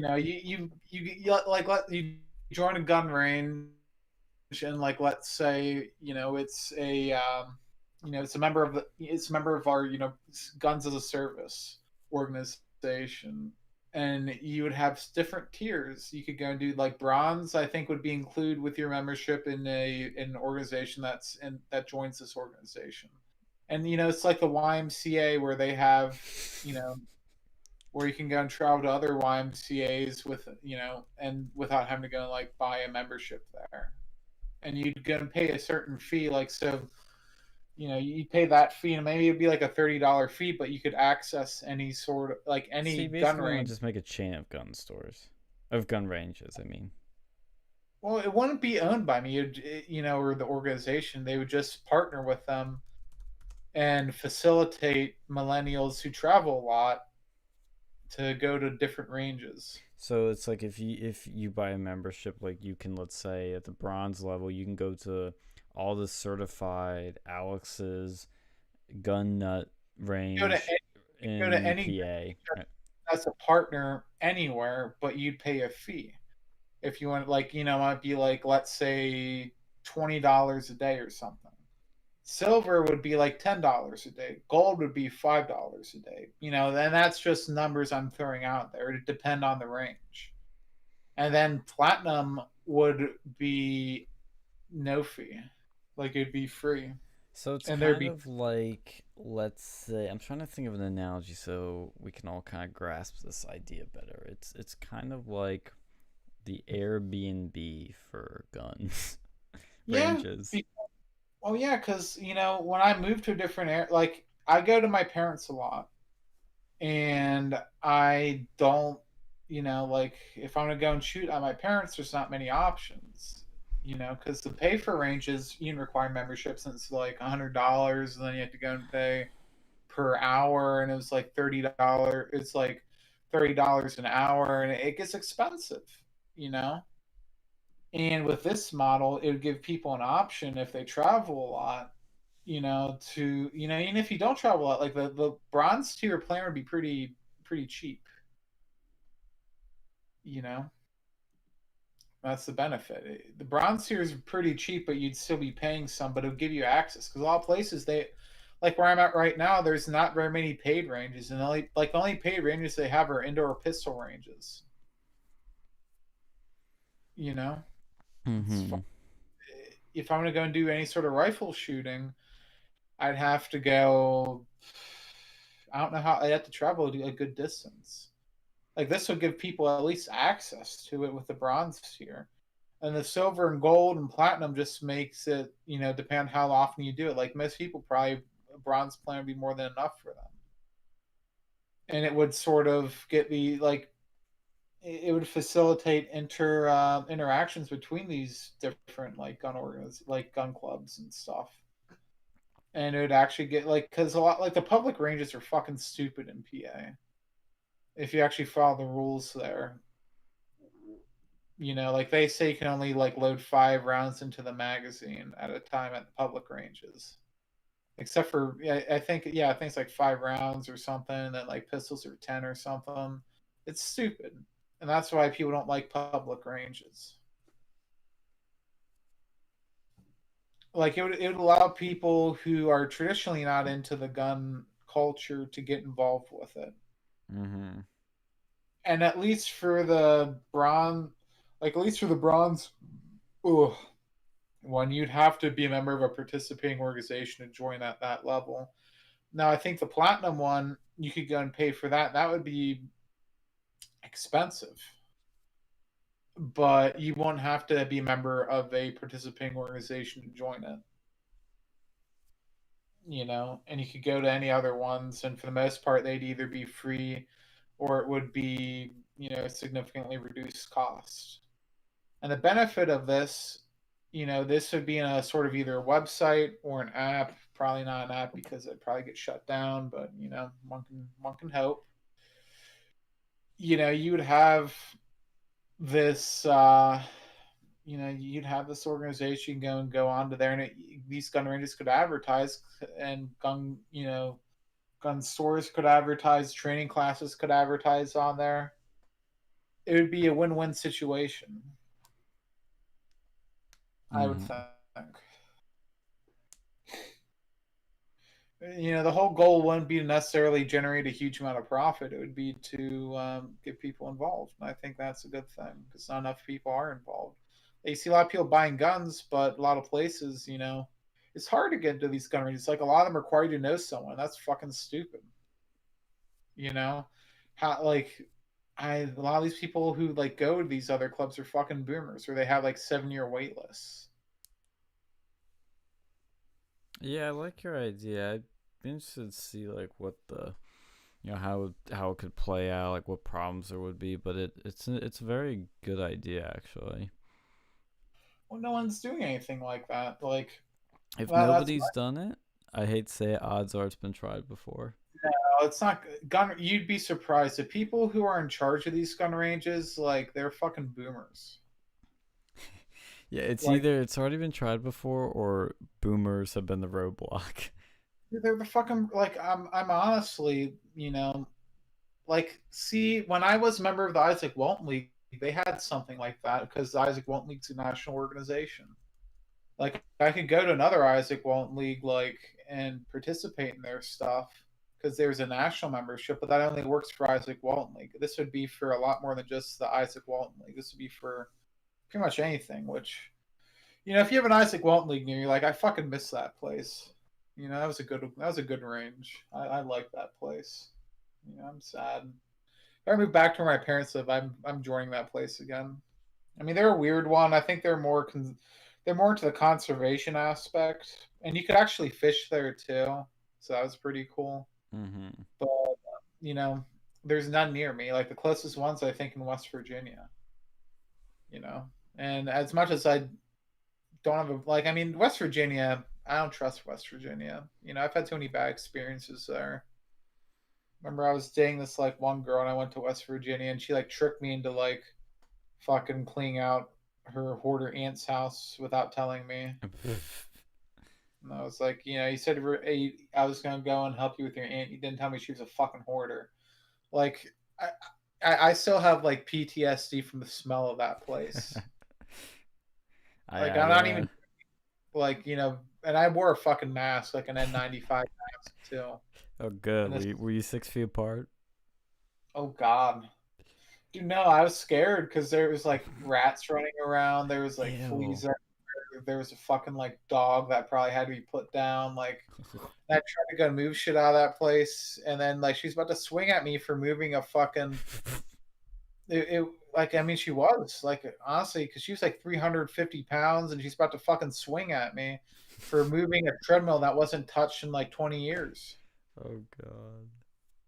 Like and there was just rotting food. There was grass growing in the basement. She was shitting in buckets because like the toilets were broken. Like it was disgusting. Like it was probably one that like at the time it was hell going through there, but looking back on it, I think it was a good, experience for me to have to deal with that shit because now it's like, okay, I don't want to deal with this ever again. Like people talk about like, like PTSD, it's a fucking like, you can get that shit from like getting raped or something. But like honestly, man, that's probably one of the most just decrepit, disgusting. I couldn't imagine that life. Hmm. I know. I don't know how people live like that, dude. Honestly. Yeah, man, it was so sad. And I was looking at these other houses in West Virginia. I'm like, I don't think she's the only one either.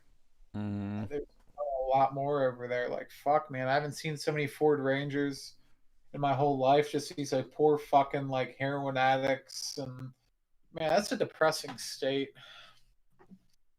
At least where I was at.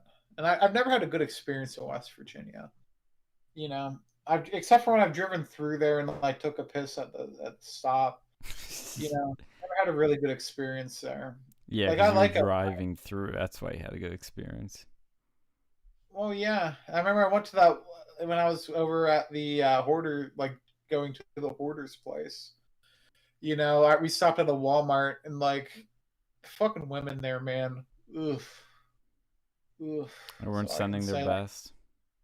they're not. Yeah, like I mean at the college over there, like yeah, they're probably pretty decent, but like man, I couldn't tell if like the one looked like they had a mental disability, and the other one looked like it was a man. Oh god. And I don't think they were like trans or anything. It's pretty bad. Like I mean, I've been some pretty weird pickles before, but like man, that whole state like fucking depressing. Yeah.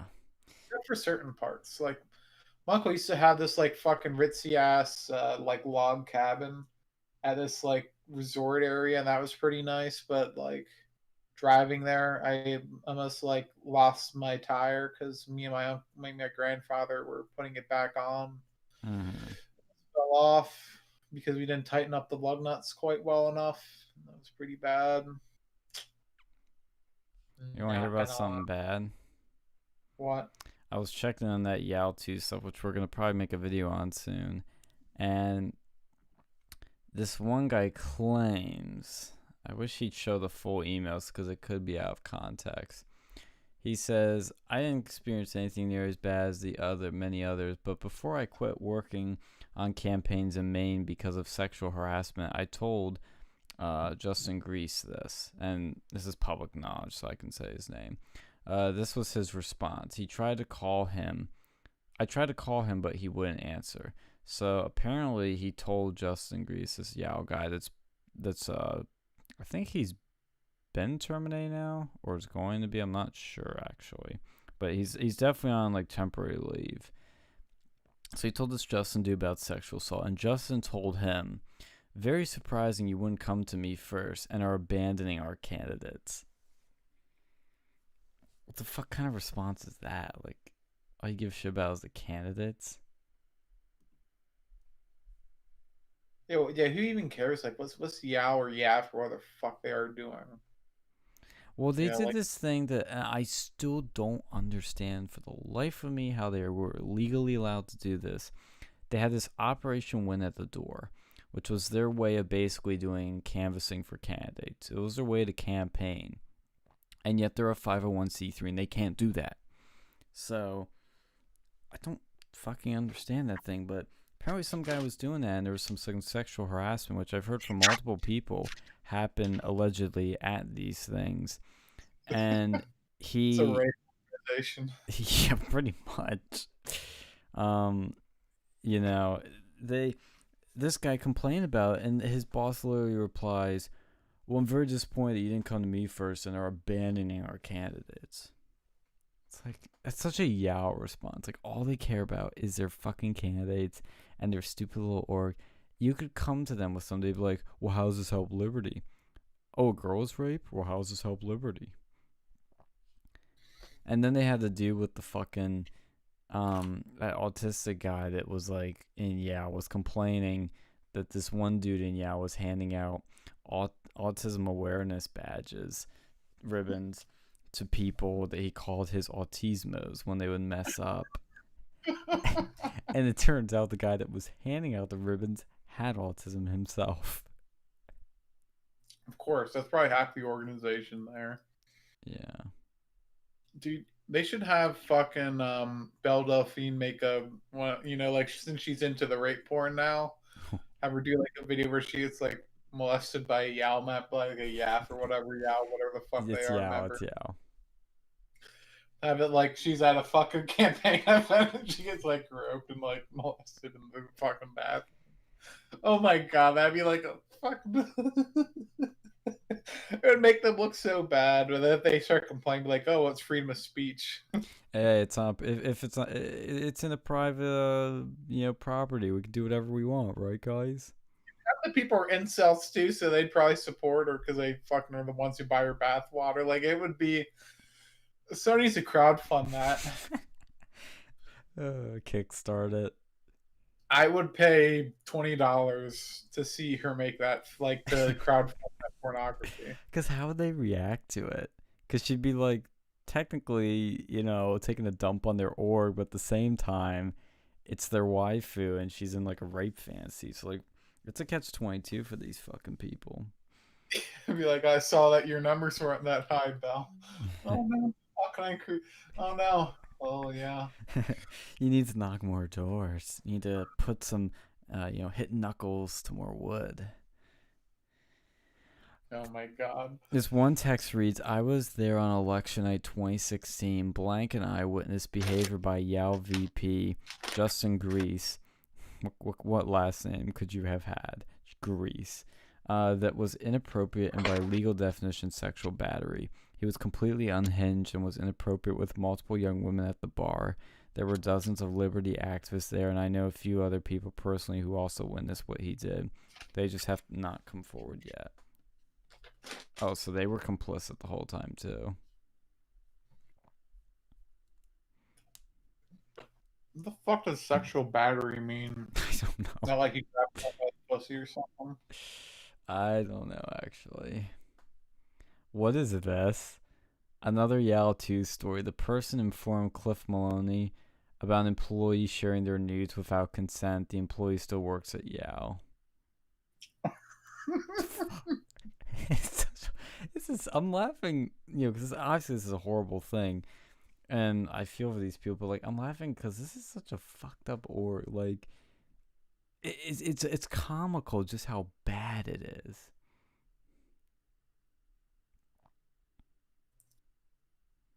More sexual battery. These refer to contact made with someone's body that's both sexual nature and wanted or forced. The difference between sexual battery and rape is that the latter two behaviors involve the act of penetration. Yeah, I remember So be this like, now. Like grabbing someone's ass or something. Would that be sexual battery? No, so like, let's say you're forcing somebody down, because you're about to have sex with them. You're forcing them down, and maybe you're figuring them, maybe you're doing something, but as long as you're not penetrating with your gentleman sausage, and I think just gentleman sausage, then it's not rape. What's the difference between sexual battery and sexual assault? Sexual assault, I believe, is the all-encompassing term for all these things. Someone has to go like that. That's You know, if you finger someone like without their consent, like why is it not just considered rape at that point? Because there's no penetration with your PP. Well, see, I think that they use that so that like women can, like teachers can rape male students legally. I don't think that's why, but I think it's more because there is a bit of a difference. Like, there's one thing, because you gotta keep in mind too, like when there's penetration involved, that it's obviously a more traumatic thing, but it's also it involves potential abortions. It involves potential kids. It involves a lot of shit. Like, I it's don't in know. a different class. You need to think about the men's rights angle of this. Men's rights. Is very like if a woman, you know, unconsensually has sex with a man, rapes them, it's not considered rape because she doesn't have a dick. You know, We say that's that not. again. Sorry. If a woman, you know, engages in unconsensual sex with a man, it's not considered rape. But if a man does the opposite, it's considered rape. Like, why do we have these laws? Like, that's bullshit. Yeah, I agree. That's not fair. It's double standard. Yeah. And like it sucks for men too, because like, what can you do? It's double trauma. Like, it's probably even more traumatizing. Cause like, like one thing if a woman gets raped, because like, that's, I mean, it's fucked up, but it's like, that happens. People know that happens. So if a man gets raped, Dude, let's especially, be real. Let's be real here. There are a lot of men out there that probably plead, that hope and pray that a woman comes out and just like fucks them. I know, but that's part of the problem. People think like that. And like it's all well and good, and then it happens to you, and it's like Well, if it's people like some Jabba the Hutt that comes out and like smothers you, I'd be like, oh, like let's say trauma. you're in a public educational institution. And then you get like molested by your fucking teacher. No one's gonna fucking believe you. Well, see, that's a different thing. Cause I was talking about like the same age, but if it's a different age, if it's a teacher, like yeah, that Yeah, also gets into age of consent and a bunch of other things. and then like let's say someone like a woman molests you, and then she gets pregnant, and like let's say you're already married or something, and she basically raped you, and then you end up, you end up getting divorced, Right. and now fuck you up in that aspect. Like there's a lot of really disgusting things that can happen, and in some ways it's even more traumatizing because then you're seen as not as a man if you can get raped by a woman. Like Yeah. that's David people Miller think it's says in the funny. Like David you get that instinct to like. Yeah, David Miller in the chat says there might be some I think he's trying to say psychology involved or physiology. Physiology, yeah, involved. Well, and that's the other thing too, Alex. While I do agree with you, like trust me, I do agree with you. I still think there are definitely more traumatizing psychological effects to women than men, for the most part. For the most part. I don't know. I don't know about that. Like for a man to get molested, like it shit's women have had that happen to them. It's fucked up, but for millions of years. For men, that's a pretty recent thing. Is it really recent? I think it's happened to men as long as it's happened to women. Are really raped by women. What? Like, I mean, I think it's a pretty recent thing. Like, in terms of all that stuff. Like where we've had situations where men would get raped by women. It's not the very Catholic common. Church has been raping little boys for how long? I said for men getting raped by women. Oh. The gal rapes the man. I don't know. You'd have to look into the history of that. I think it's happened before. It's just not to the same extent that the opposite happens. So it's almost like there's preconditioned offenses for that. Yeah, I don't know. I don't It'd know. be like the woman raped by a woman, like that's probably like that in some ways that's even worse because like who's gonna fucking believe you? Mm-hmm. Well, see, here's the other thing. I'll add some spice into this, and I'll dive into our video a bit too. But before I add that spice in, and this person about this was about the nude sharing dude. So the dude shared nudes, like a Yale employee shared nudes, and this I'm assuming it's a female. shared this information with Cliff Maloney, the guy who runs Yao, and then shortly after, the guy that shared news was promoted in Yao. That is Yao. That sounds like somebody else we know. Oh my god, that reminds me of, yeah, that's funny. And The this Peggy- person, and I'm not saying they got promoted because of similar situations, but like we've known people that do bad things and then they get promoted. He's still at Yao HQ. Meanwhile, the people who told me about the sexual harassment has been fired. Jesus Christ. Okay, one spicy thing I'm going to add to this conversation. And I'll dive into this in the video more carefully, but I know people who know these people in Yao. And I specifically know people who know these people that made these allegations. And while a lot of it seems pretty damn legit, I think we can both agree on that. This doesn't surprise either of us, given the I don't want to say the rape culture, but the creepertarian culture of Yao. Wouldn't surprise me. Really, really doesn't. I'm just surprised it's blown up as much as it has. But we all knew that there were creepiers, and yeah, we didn't know how creepy it was, but kind of kept your distance because we really didn't hear about any of these like really bad stories. I don't think I've ever heard of a rape story from Yao until this thing happened. But some of these people, there's one in particular that they're making these allegations, are very griftery. I think most of these, if like almost all of these allegations, are probably extremely accurate. Believe me, I believe that. But I think there are a couple people that are using this to their advantage, and they're not being genuine. I think a lot are genuine because if you look at the timeline of this, they went through the proper channels, it failed, so they went public. They didn't wait 35 years till Cliff Maloney or this greasy dude were getting nominated to the Supreme Court and then started making allegations. This is all making sense for the most part. But I have heard, like I said, that there are a few people that have gotten promotions in Yao, that have kind of worked their way up, that really seem like the political operative, griftery maneuvers, and may not have genuine intentions behind this.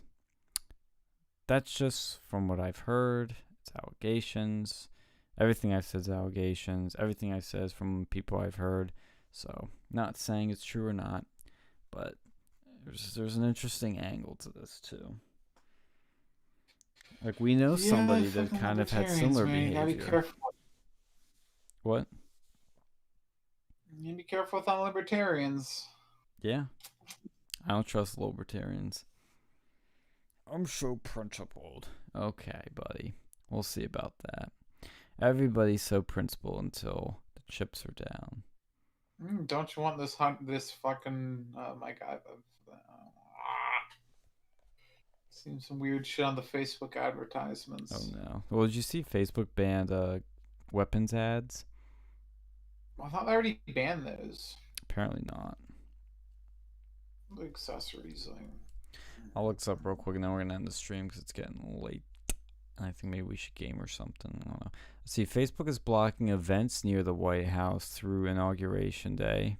I didn't see That's that. anti-democracy, honestly. That's scary. That's a really scary precedent. What if you're having a peaceful pro-Biden event near the White House?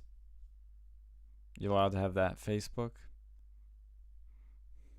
Yeah, they like see that just scares me, man. Like, what's gonna stop them in the future? We're just gonna ban protests. And we're gonna ban pro-Trump events from Facebook. Really, anything that's against the current establishment. That's what they're gonna do. That way, they can't organize. Like, remember we were talking about like, oh, people are gonna be more in person. Dude, they're gonna try and stop you from organizing in person. Oh, yeah, they're doing that right now. Yep, exactly. And this is the article I was talking about, because what you say I think is true. I think Facebook already did ban weapons ads, but they're going a step further. They're banning ads promoting weapon accessories. Well, I think what was happening was you'd see these posts about like going and protesting and like violence and shit, and then you would see an advertisement for like fucking like gun accessories and tactical gear, Yes. which is pretty funny. But you know, Here, let me send you a better link. I hate when Google does that. What is this Misty Mountain Gaming? Some Lord of the Rings shit? dude, fucking 100-sided dice. That's pretty Fuck, people wild. are fucking weird, man. How do you even roll that? It's probably like smooth. It's a 1 pound dice. It's a I pound. mean, you throw it out on the table, it's gonna break your shit. Alright, let's look at this die. Not that die. YouTube. Talking about a dice die. The die was cast. Jesus Christ. Looks like the Death Star. Dude, I was watching this YouTube video. Apparently, there was this like old man Herbert on YouTube, Is Herbert? What? like Herbert the pervert. That's what I thought. Yeah, he was like, I don't know. There's some funny. I mean, not funny. He's a fucking pedophile, but like, he was like making these things on YouTube, and people thought like they first saw him like, oh, it's really cute. This old man, like boomer guy, doing these like videos, and they started looking into him. He's like a registered sex offender for like grabbing a dude's junk. Jesus. And then he was like teaching kids how to DM him like pictures and shit. Like it was really fucked. Dave in the chat says, based on news to share's interview with Boogaloo that just ended, Boogaloo doesn't realize political system U.S. is two-party. Oh, Jesus. Boogaloo's a fucking meme. They made their monster. Yeah. Dude, it's a meme that got, like, taken too seriously. See, that was the thing I want to touch on the Boogaloos a bit. It seems like the people that really stormed the Capitol were a mix of Q-tards, Boogaloo boys, and a few like pissed off Trump supporters. But it's these fucking like LARPers. You just mentioned that Facebook was removing these ads. I see this like one ad like calling for removal of Nancy Pelosi, and then there's an ammo can advertisement right next to it on Facebook. That's funny. Facebook, this is your algorithm. Like, this is on you. Yeah, I'm gonna send you a fucking picture. Oh, please do. So this is what the Boogaloo Boys said. Or the Tree of Liberty website. The 1/17 events will continue and safeguards are in place to ensure nothing violent happens concerning the Boogaloo Boys. I cannot speak on behalf of the Proud Boys and MAGA people, and we make clear that we'd rather not see them there. What? Okay. If you guys insist. It's like that dude with the fucking what are those plastic tie things called? Zip ties. Zip tie. Yeah, dude, that dude's just such a LARPer. Like, honestly. It's some like Boogaloo LARPer. Oh god, this is an extensive picture. Oh, that's what they that's funny. Is that on your Facebook feed right now? Yes, and then there's like the next one is like a gun case, and then there's like, what is this fucking flamethrower or something? Another gun case. Wow. The saw, like a chainsaw. Like they really fucking know. I think they're targeting me. They know you. Good evening, faggots. Oh boy, cut the stream. Disavow. Especially Dictator Phil. Hey, you guys missed my birthday stream. Oh shit! Well, your birthday's tomorrow. Well, today technically. Happy birthday, Sam. Thank you. So, well, I gotta get you that shirt. Yeah, I gotta send that shirt down. Tell me that they fucking, I think it was Europe. They had like a bunch of governments just like fucking lose all their like governments in there or something. Like people like resigned or some shit like that. Oh really? Yeah, I didn't say anything about that. Well, I'm gonna send you some things. Let me find this guy because I was having a conversation with someone about it. Dude, I wonder if one of our peoples we know from Penn State's a Boogaloo boy, like an actual one. You know who I'm talking about, right? a meme. Like, it just means you're a fucking militia, man. Yeah, but some of these people are fucking like taking it seriously. Oh, let me send you some stuff. No one's talking about this in the news, by the way. Government Netherlands resigns after benefit scandal. Ooh. Is there anything you want to talk about, Sam? We were actually just about to end the stream, but is there anything you want to talk about? This is fucking crazy, man. You need to look into this. What have you guys covered? Well, we so covered a far? lot. The NRA scandal, and them moving to Texas and filing for bankruptcy. The big day on Wednesday, and we hope nothing bad happens. Yeah, but I think I pissed off a whole bunch of people in my audience by basically saying don't do anything. Really pissed a lot Um, of people off for just saying that. well, not. I mean, there are a fair amount of people who want to go to DC and they want to protest, and I understand. I just don't think it's a good idea, especially given the fact that the national, you know, Accelerate that shit. well, that's their whole argument, but it's not gonna work in our favor. On you, don't storm the Capitol. What were you saying? You got cut off again, Alex. I said don't be armed, don't storm the Capitol, accelerate by being a peaceful protest. Yeah, I see what you're saying. Especially if you're, black or something. Because well, no, hear me out. No, I know what you're Because saying. I know what you're saying. if you do that, that would completely destroy their narrative. Dude, what? You got cut off again. That will destroy their narrative if you're not like a straight white man. Oh yeah.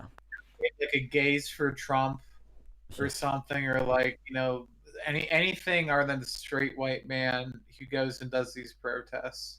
They won't false flag it.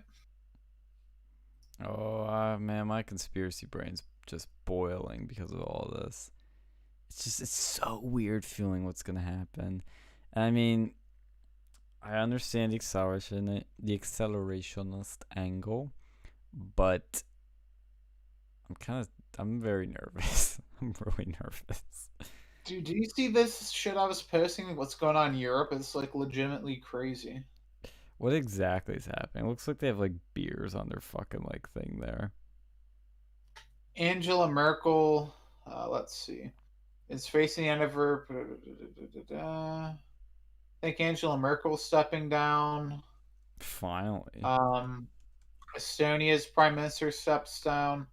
Italian minister quits. Netherlands government resigns all at the same time. That's weird. Yeah, no one's talking about it because Trump. Trump. What would they do without him? What's this? Let me read this. I don't know. Kuwait government resigns. That's another one. Dave in the chat says no one is storming the Capitol for the next few days anyway, silly. Yeah, good luck trying. Yeah. Good luck trying even to get like a few feet in that fortified fucking shit.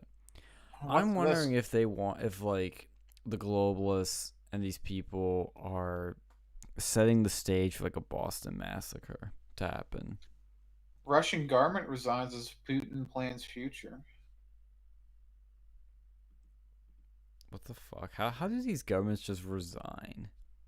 No one's talking about it. Like, this is like legitimate fucking noon. What's the dates on these articles? Okay, 15th of January. That was a few days ago. And then the Merkel thing. The 16th of January. Shit, that's weird. Everything is so weird. What is Yeah, your they're not talking about it. What? They're not talking about it. Fucking government has. They'd rather talk about Trump and how he's gonna go to jail, but he's not. Oh yeah, that's that's another thing. Yeah, he's not going to go to bed. I mean, Dude, hell. they're not gonna fucking vote on it until he's already out of office, and at that point, I don't think you can do anything. Like, They has that can ever bar happened? him from office. That's the main thing they can do. Can can you do that after someone's already I checked. done? You can. But I don't think he's really gonna go for it anyways. He was old. I think after January 6th, he's not gonna. I don't think that really changed anything with him. I don't think he was. It did, dude. It really did. Like I don't everything think it, changed after that. The nothing. age didn't matter. I still don't get that argument because I've heard that a lot. But like, dude, Biden's older than him, and he fucking won this I election don't right think now. he's gonna want to do it. Like, how did January 6th change anything? His approval ratings didn't go down at all. Yeah, but what changed? He lost his Twitter from that. He lost his like most powerful weapon, and all the Republican Party basically condemned him, so he wouldn't even have the party backing him. Like, I mean, he didn't before, but like even more so now. It's like Didn't have the the game party. shifted. It didn't shift. He was. I don't think he was ever seriously gonna do it. I think he was because you know how hard that was on him. You know this Yeah, and he whole was thing. talking about doing it again. Like the Honestly, guy's I got don't know. balls of steel, dude. He would be old, like really old. Like Biden was old, dude. Biden would be the Biden, same age. He says he would have been the same age as Biden if he ran 2024 as Biden won now. and I don't think Biden's gonna have a very easy time in his old age doing that. I think we're gonna see some things happen. I don't think he's gonna survive his whole term. I think he No, will. and uh, obviously, obviously not, and that's what. And I mean, look, say what you will about Biden, but Biden does not scare me as much as Kamala because, like, Biden's a Democrat, yes, but like he's kind of old guard. He's kind of establishment. He's not kind of. He is a fucking establishment. He is the establishment of the Yeah. left. Yeah, see, But Biden's Kamala, 78, dude. but Kamala is more of like a radical, which is more concerning to me. She's Like, kind of radical and so I think she's more of she's an establishment radical. She's, as you said, she's kind of like the female Obama, but a tad more radical and a bit more conniving and Machiavellian. yeah, which is what scares me. Like, I will gladly take Biden over. I will gladly take Biden over Harris. I mean, honestly, it's like it doesn't matter either way because And I she's mean, I still running the show. Like, just because she's VP doesn't mean she can't run the show, you know? She's going to be the most I don't think powerful she's VP. doing the I think there's other people. I think Nancy Pelosi and like the actual establishment are running the show. No, they are, and that's why they put her in as VP. That is exactly why. Yeah, they put her in there so that it would one stop people from doing things to accelerate his Biden's death. You know, that prevent any assassination attempts because it's like, hey, you know, we have this guy over here. If we did something to him, then we'd have this even worse person. You know, like that's a sort. I mean, it's a grim way of looking at it, but if you think about it, kind of makes sense. But I Yeah. mean, it's be interesting. Like, she does become president. Like, she's gonna have a hard time. She can't fuck anyone to get higher. At that point, She fucked Joe. but she's, you know, if she's already president, why would she? She could be I doubt it's riding with Biden. What? I doubt his cock even works that well this age. Yeah, she won't be able to do rhyme with Biden. No, I think, like, this is, I still, look, is it possible that something will happen to Biden, that Kamala takes over? Yes, of course. I just still And think not, I think it's unlikely. I think it's strategically smarter for them to keep things more stable and to keep the real power levels hidden. Keep Kamala as the VP. She's their power level. And keep Joe as president. He makes half the country feel like everything's all fine and dandy. And just keep it that way. There's no need to switch things out. It's not saying that's what they're gonna do, but I still think that's the most likely. As things are now, I should caveat that with the factors happening now in our current state, it's the most likely thing. What's your conspiracy brain say is gonna happen on Wednesday, Sam?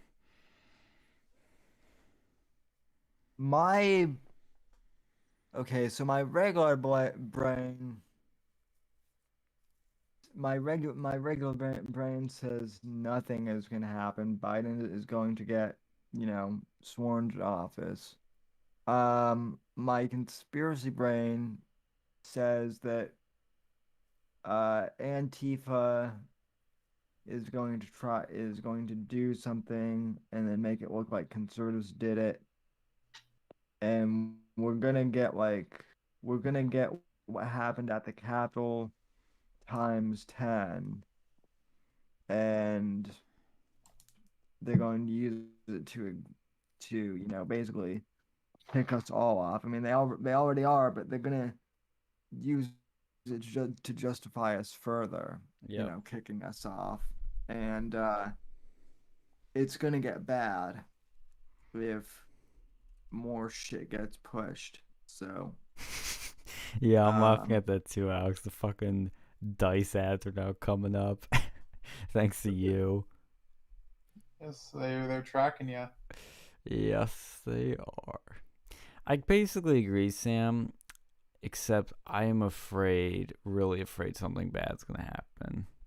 Like, I kind of expect nothing to happen, but I also kind of expect something really bad to happen. It's like, it can go either way. How are they going to get past the fucking security measures? No, they're not, and that's obviously not going to happen, but what could happen is a tragedy. Somebody might go to in DC, let's break it down. So in DC, somebody could try to storm something or start shit with someone, and somebody gets shot. That can very well happen. You could also have somebody drive a truck with a bomb and try to blow it up. That can happen. You can also have people try to go to governor's mansions, try to go to state capitals, try to drive trucks up to governor's mansions. There's a lot of targets, a lot of things people could go after. And it just takes one person and one attack. It doesn't even need to be successful, but just one attack attempt that is symbolic, that scares people, that the establishment and the globalists can use to accelerate these power grabs. Because it's like, yeah, these power grabs are coming. Like, I get that, but I mean, you gotta realize the importance of tragedies being used to take advantage of people's fears to do really crazy shit. Because you can do crazier shit much quicker because now it feels justified. When people are scared, when people don't know what to do and they're seeing this on the news 24/7 and they're all scared, Biden can swoop and say, oh, I'm going to unify the country and I'm going to bring people together by basically like fucking gulagging Trump supporters. And people on one half of the country would be totally fine with that. I mean, it's... Yep. That's the thing about these tragedies. They're very useful for power grabs. I mean, yeah, was Trump going to get banned from Twitter eventually? Of course. But when you have a very great tragedy for their purposes, that you could do it quickly, like that's when things get scary. And I mean, it's like I think looking at things like it's gonna happen anyway is the wrong way to look at it. It's to look at how quickly are things gonna happen, because that means more damage. Or if you're an accelerationist, it could mean things get crazy in a different way quicker, and things might turn around quicker. Well, Sean, Apex and I were actually talking about this on the Whitfield Report tonight. So the thing that kind of astounds me is the fact that, conservatives always talk about government oppression, right? And, we're worried about big government, but, About big corporates. in the last few, well, yeah, you just said what I was going to say. Yeah, it's amazing because the government, the the government and the Democrat Party literally has not had to do a damn thing at all because big tech has done it for them. Right. But what's also interesting is, um, I mean, this is how crazy things have gotten that like both Mexico and Germany condemned what Jack Dorsey did, banning Trump and saying that they took it too far. These are two world leaders, Merkel and then the guy from Mexico, that fucking hate Trump. They hate his guts. And yet even they recognize that what Jack Dorsey did goes too far. And now they want to bring up their concerns to, an international body, which, you know what? Like about a year or so ago, I would have thought that was too, I might have thought that was crazy, but now I'm like, well, whatever addresses big tech at this point, I'm willing to give it a shot.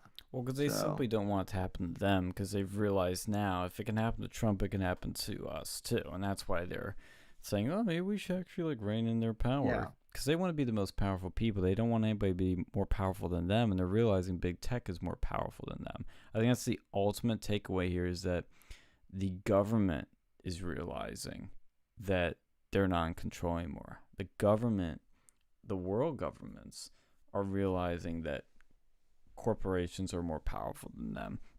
And this really wasn't the case maybe 10, 15 years ago, but the paradigm shifted, and power is power, oppression is oppression. Like, it doesn't matter who it's coming from. It is what it is. And I think, thankfully, most of the right has woken up to that fact. Dave in the chat says also the Democratic Republic system is very prone to corruption. Trump is exhibit number 1. There needs to be controls to fix this. It can be better without falling into autocracy. Trump is not corrupt, so I don't know what you mean by that, but yeah, it's prone to corruption, but so is dictatorships are one of the most corrupt countries. Totalitarian regimes are some of the most corrupt. I mean, look at the president of China, made himself president for life. So I don't follow through on that argument completely. But since it's getting late, I'm going to wrap up the stream. Does anybody have any final thoughts or things you want to say or news stories to bring up? Let's see. I think I sent something out. One thing I do want to bring up, R.I.P. Abby Shapiro's. Yeah, I heard it. You saw that too.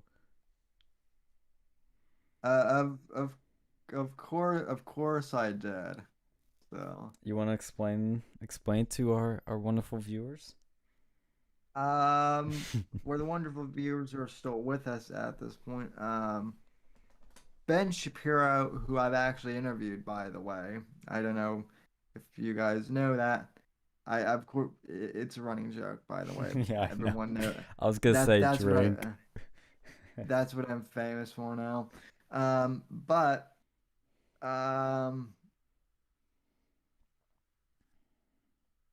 So Abby Shapiro, Ben Shapiro's sister, had her nude photos leaked 5 years ago or so.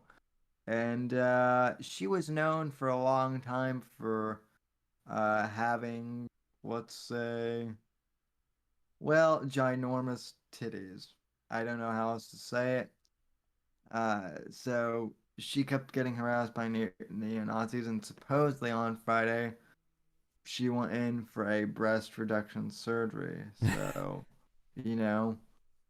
I don't understand why, because the neo-Nazis hate big tits for some reason. And she gave them what they wanted, I guess. So, R.I.P. Abby Shapiro's Khazar Milkers, I guess. Also, R.I.P. the parlor. Yeah, it's been a rough week. And also, I will say, Dictator Phil was absolutely right, but that Parlor's not coming back. Yeah, Parler's ass. It's dead ass. They fucked up and they fucked over their users. Yep. You know, that's what they got. They don't deserve to come back, honestly. I'm glad they're dead. Gab is the only way to go now. It is the only way. Everybody get on Gab if you can get to fucking load. Yeah, well, I mean, Did my follow go through to you sure. today, Sam? Because I did shoot you a follow. Well, let me check that. Take 20 hours to check. Honestly, like, it takes so long to load. I mean, it's been better after midnight, but it'll literally just sit there. Okay. Oh, It loaded? It's loading. Mine loaded too. Let's see. Following. I've been trying to follow as many of the cool people as possible. Just so I have like all the important people followed. Yes, it went through. Yeah, it shows me on my list. So I've had some follows that weren't going through.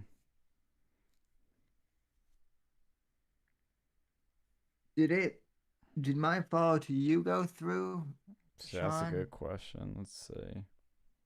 I followed you like a few days ago, I think. Let's see, followers. It might not, because if I'd seen that, I would have immediately followed you back. No, it did not go through. Okay. And my timeline is still loading. Oh. Hey Alex, you wanna know who's following me on Gab? Who? Team McAfee. Oh God. Is he in jail now? I don't know. Okay, I just followed you back, Sean. Okay, cool. Thank you, Sam. Oh, you're welcome. And I'm glad to see I'm still verified on. Didn't you only pay for 1 month and then that's all you need to do? Yeah. I'm gonna probably do that soon. I'm tempted to. I'm waiting to see how things like pan out over the next few weeks or month, and then I'm probably gonna like pay for it just so I get that verification badge. Yeah, it's nice to have because they actually give you what the verification badge should be for, which is, to properly identify yourself as an actual person. Yeah, looks like I did get the follow through, so sweet. Yeah, and I also want to back up all of our videos to Gab TV. That's the other thing I'm gonna do probably. So. Ooh, yeah, that might. And you need a premium subscription for that. Yeah, that might be worth. Of course, you can't do it through pay. You can't pay them through PayPal, I don't think. You have to literally send them either a physical check in the mail, an e-check, or pay through Bitcoin. It's the only options. I thought of something else. Oh. I gotta show this. You know one of our favorite trolls, Jacob Wool, Alex? Mm-hmm. You wanna know what he's planning? What? You're gonna love this. So this is for immediate release for Jacob Wool and Jack Berkman's Project 1599. They are going to lead 75,000 people to protest the Biden inauguration in D.C. Yes. Dude. This is going to be another troll where nobody shows up, or it's like, they're going to get a bunch of journos there and it's just going to be them shitting on the media. That's gonna be funny. Vowing to lead a vibrant but entirely peaceful protest, Jack Berkman and Jacob Moore making their dramatic return to the public. To public life. With the help of emails and phone lists garnered from the glorious Stop the Steal efforts of January 6th, Berkman and Wool have amassed RSVPs from 75,000 patriots who will descend on Washington, D.C. to protest the inauguration. Oh my god. What are they doing? Oh god, this is a quote. Joe Biden stole his election plain and simple by creating more than 3 million fake ballots, said Wool.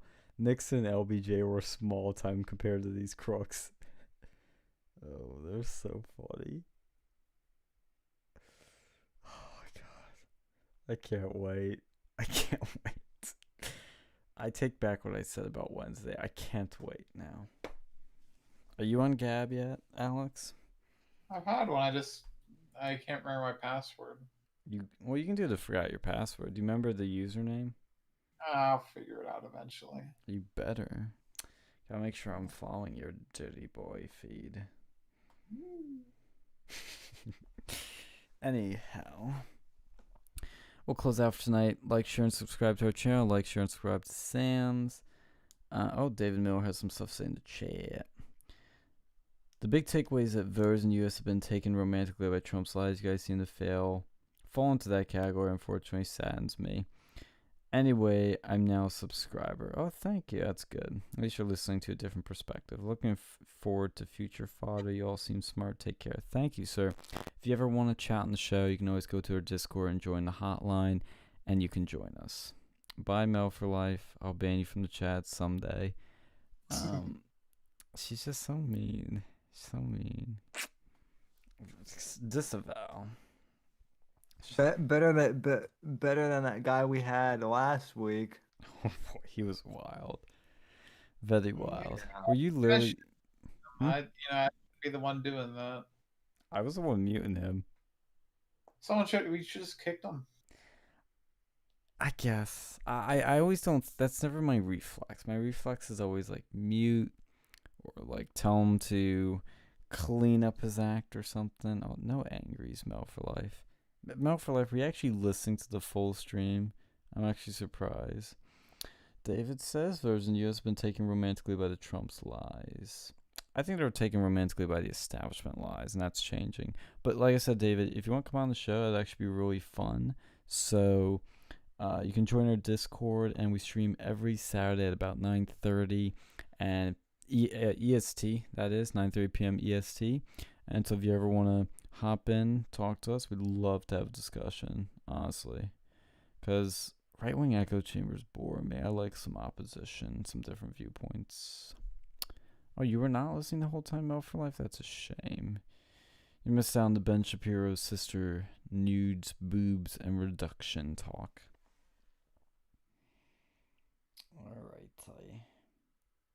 I'm finally following more people than people follow me on Gab, so now we're on the right track. But if anybody wants to follow us on Gab, I think it's at Versa Media. I think it is. And it's all links from the description. And Sam, they can follow you at Sam Whitfield on Gab. And for Twitter, it's at Sam W_NGC. Yep, you got it right. But see, don't you just like being able to use my full name? Don't you like that better?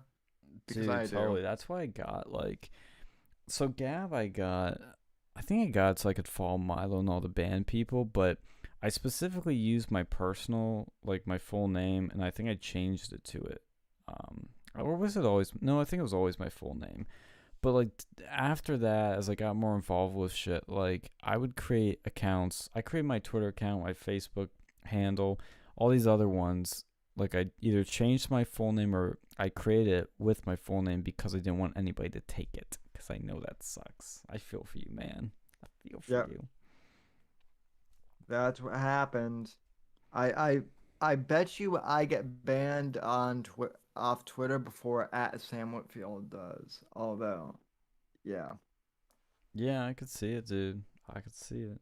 Oh, Gab is double posting some of my stuff. I need to pull this shit. Yeah, I feel you, man. Alright, though. Thank you everybody for tuning in. Like, share, subscribe to this channel as always, and like, share, and subscribe to Sam. We shall see you guys later. Probably it's going to be on on Wednesday when shit goes down, when the feds get activated. So Yeah, see ya. yeah. If we're even able to broadcast by then, who knows? YouTube's gonna go full military stay on us too. Fuck you too, Mel for life. Bye everyone.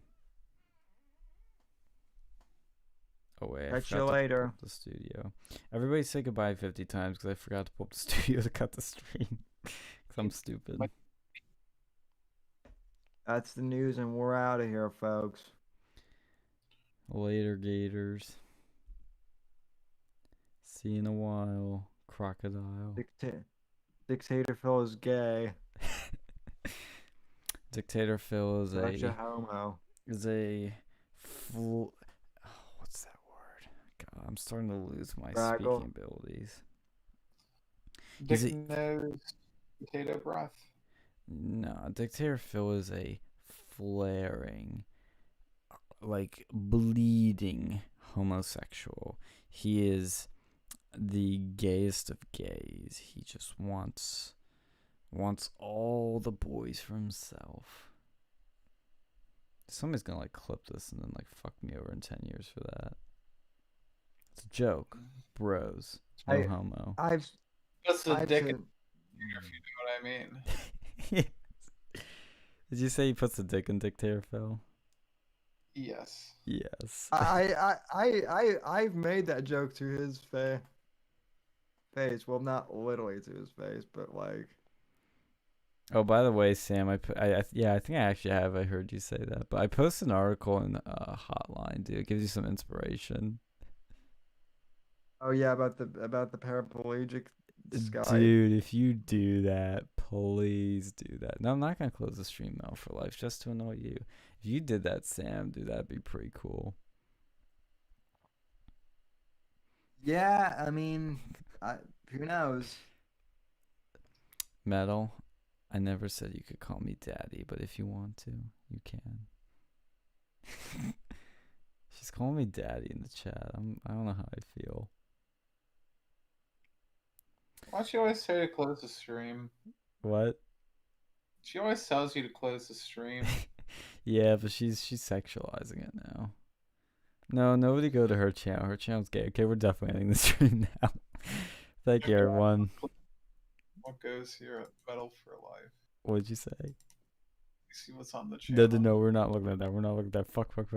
Like, share, and subscribe. Bye. Wash your hands.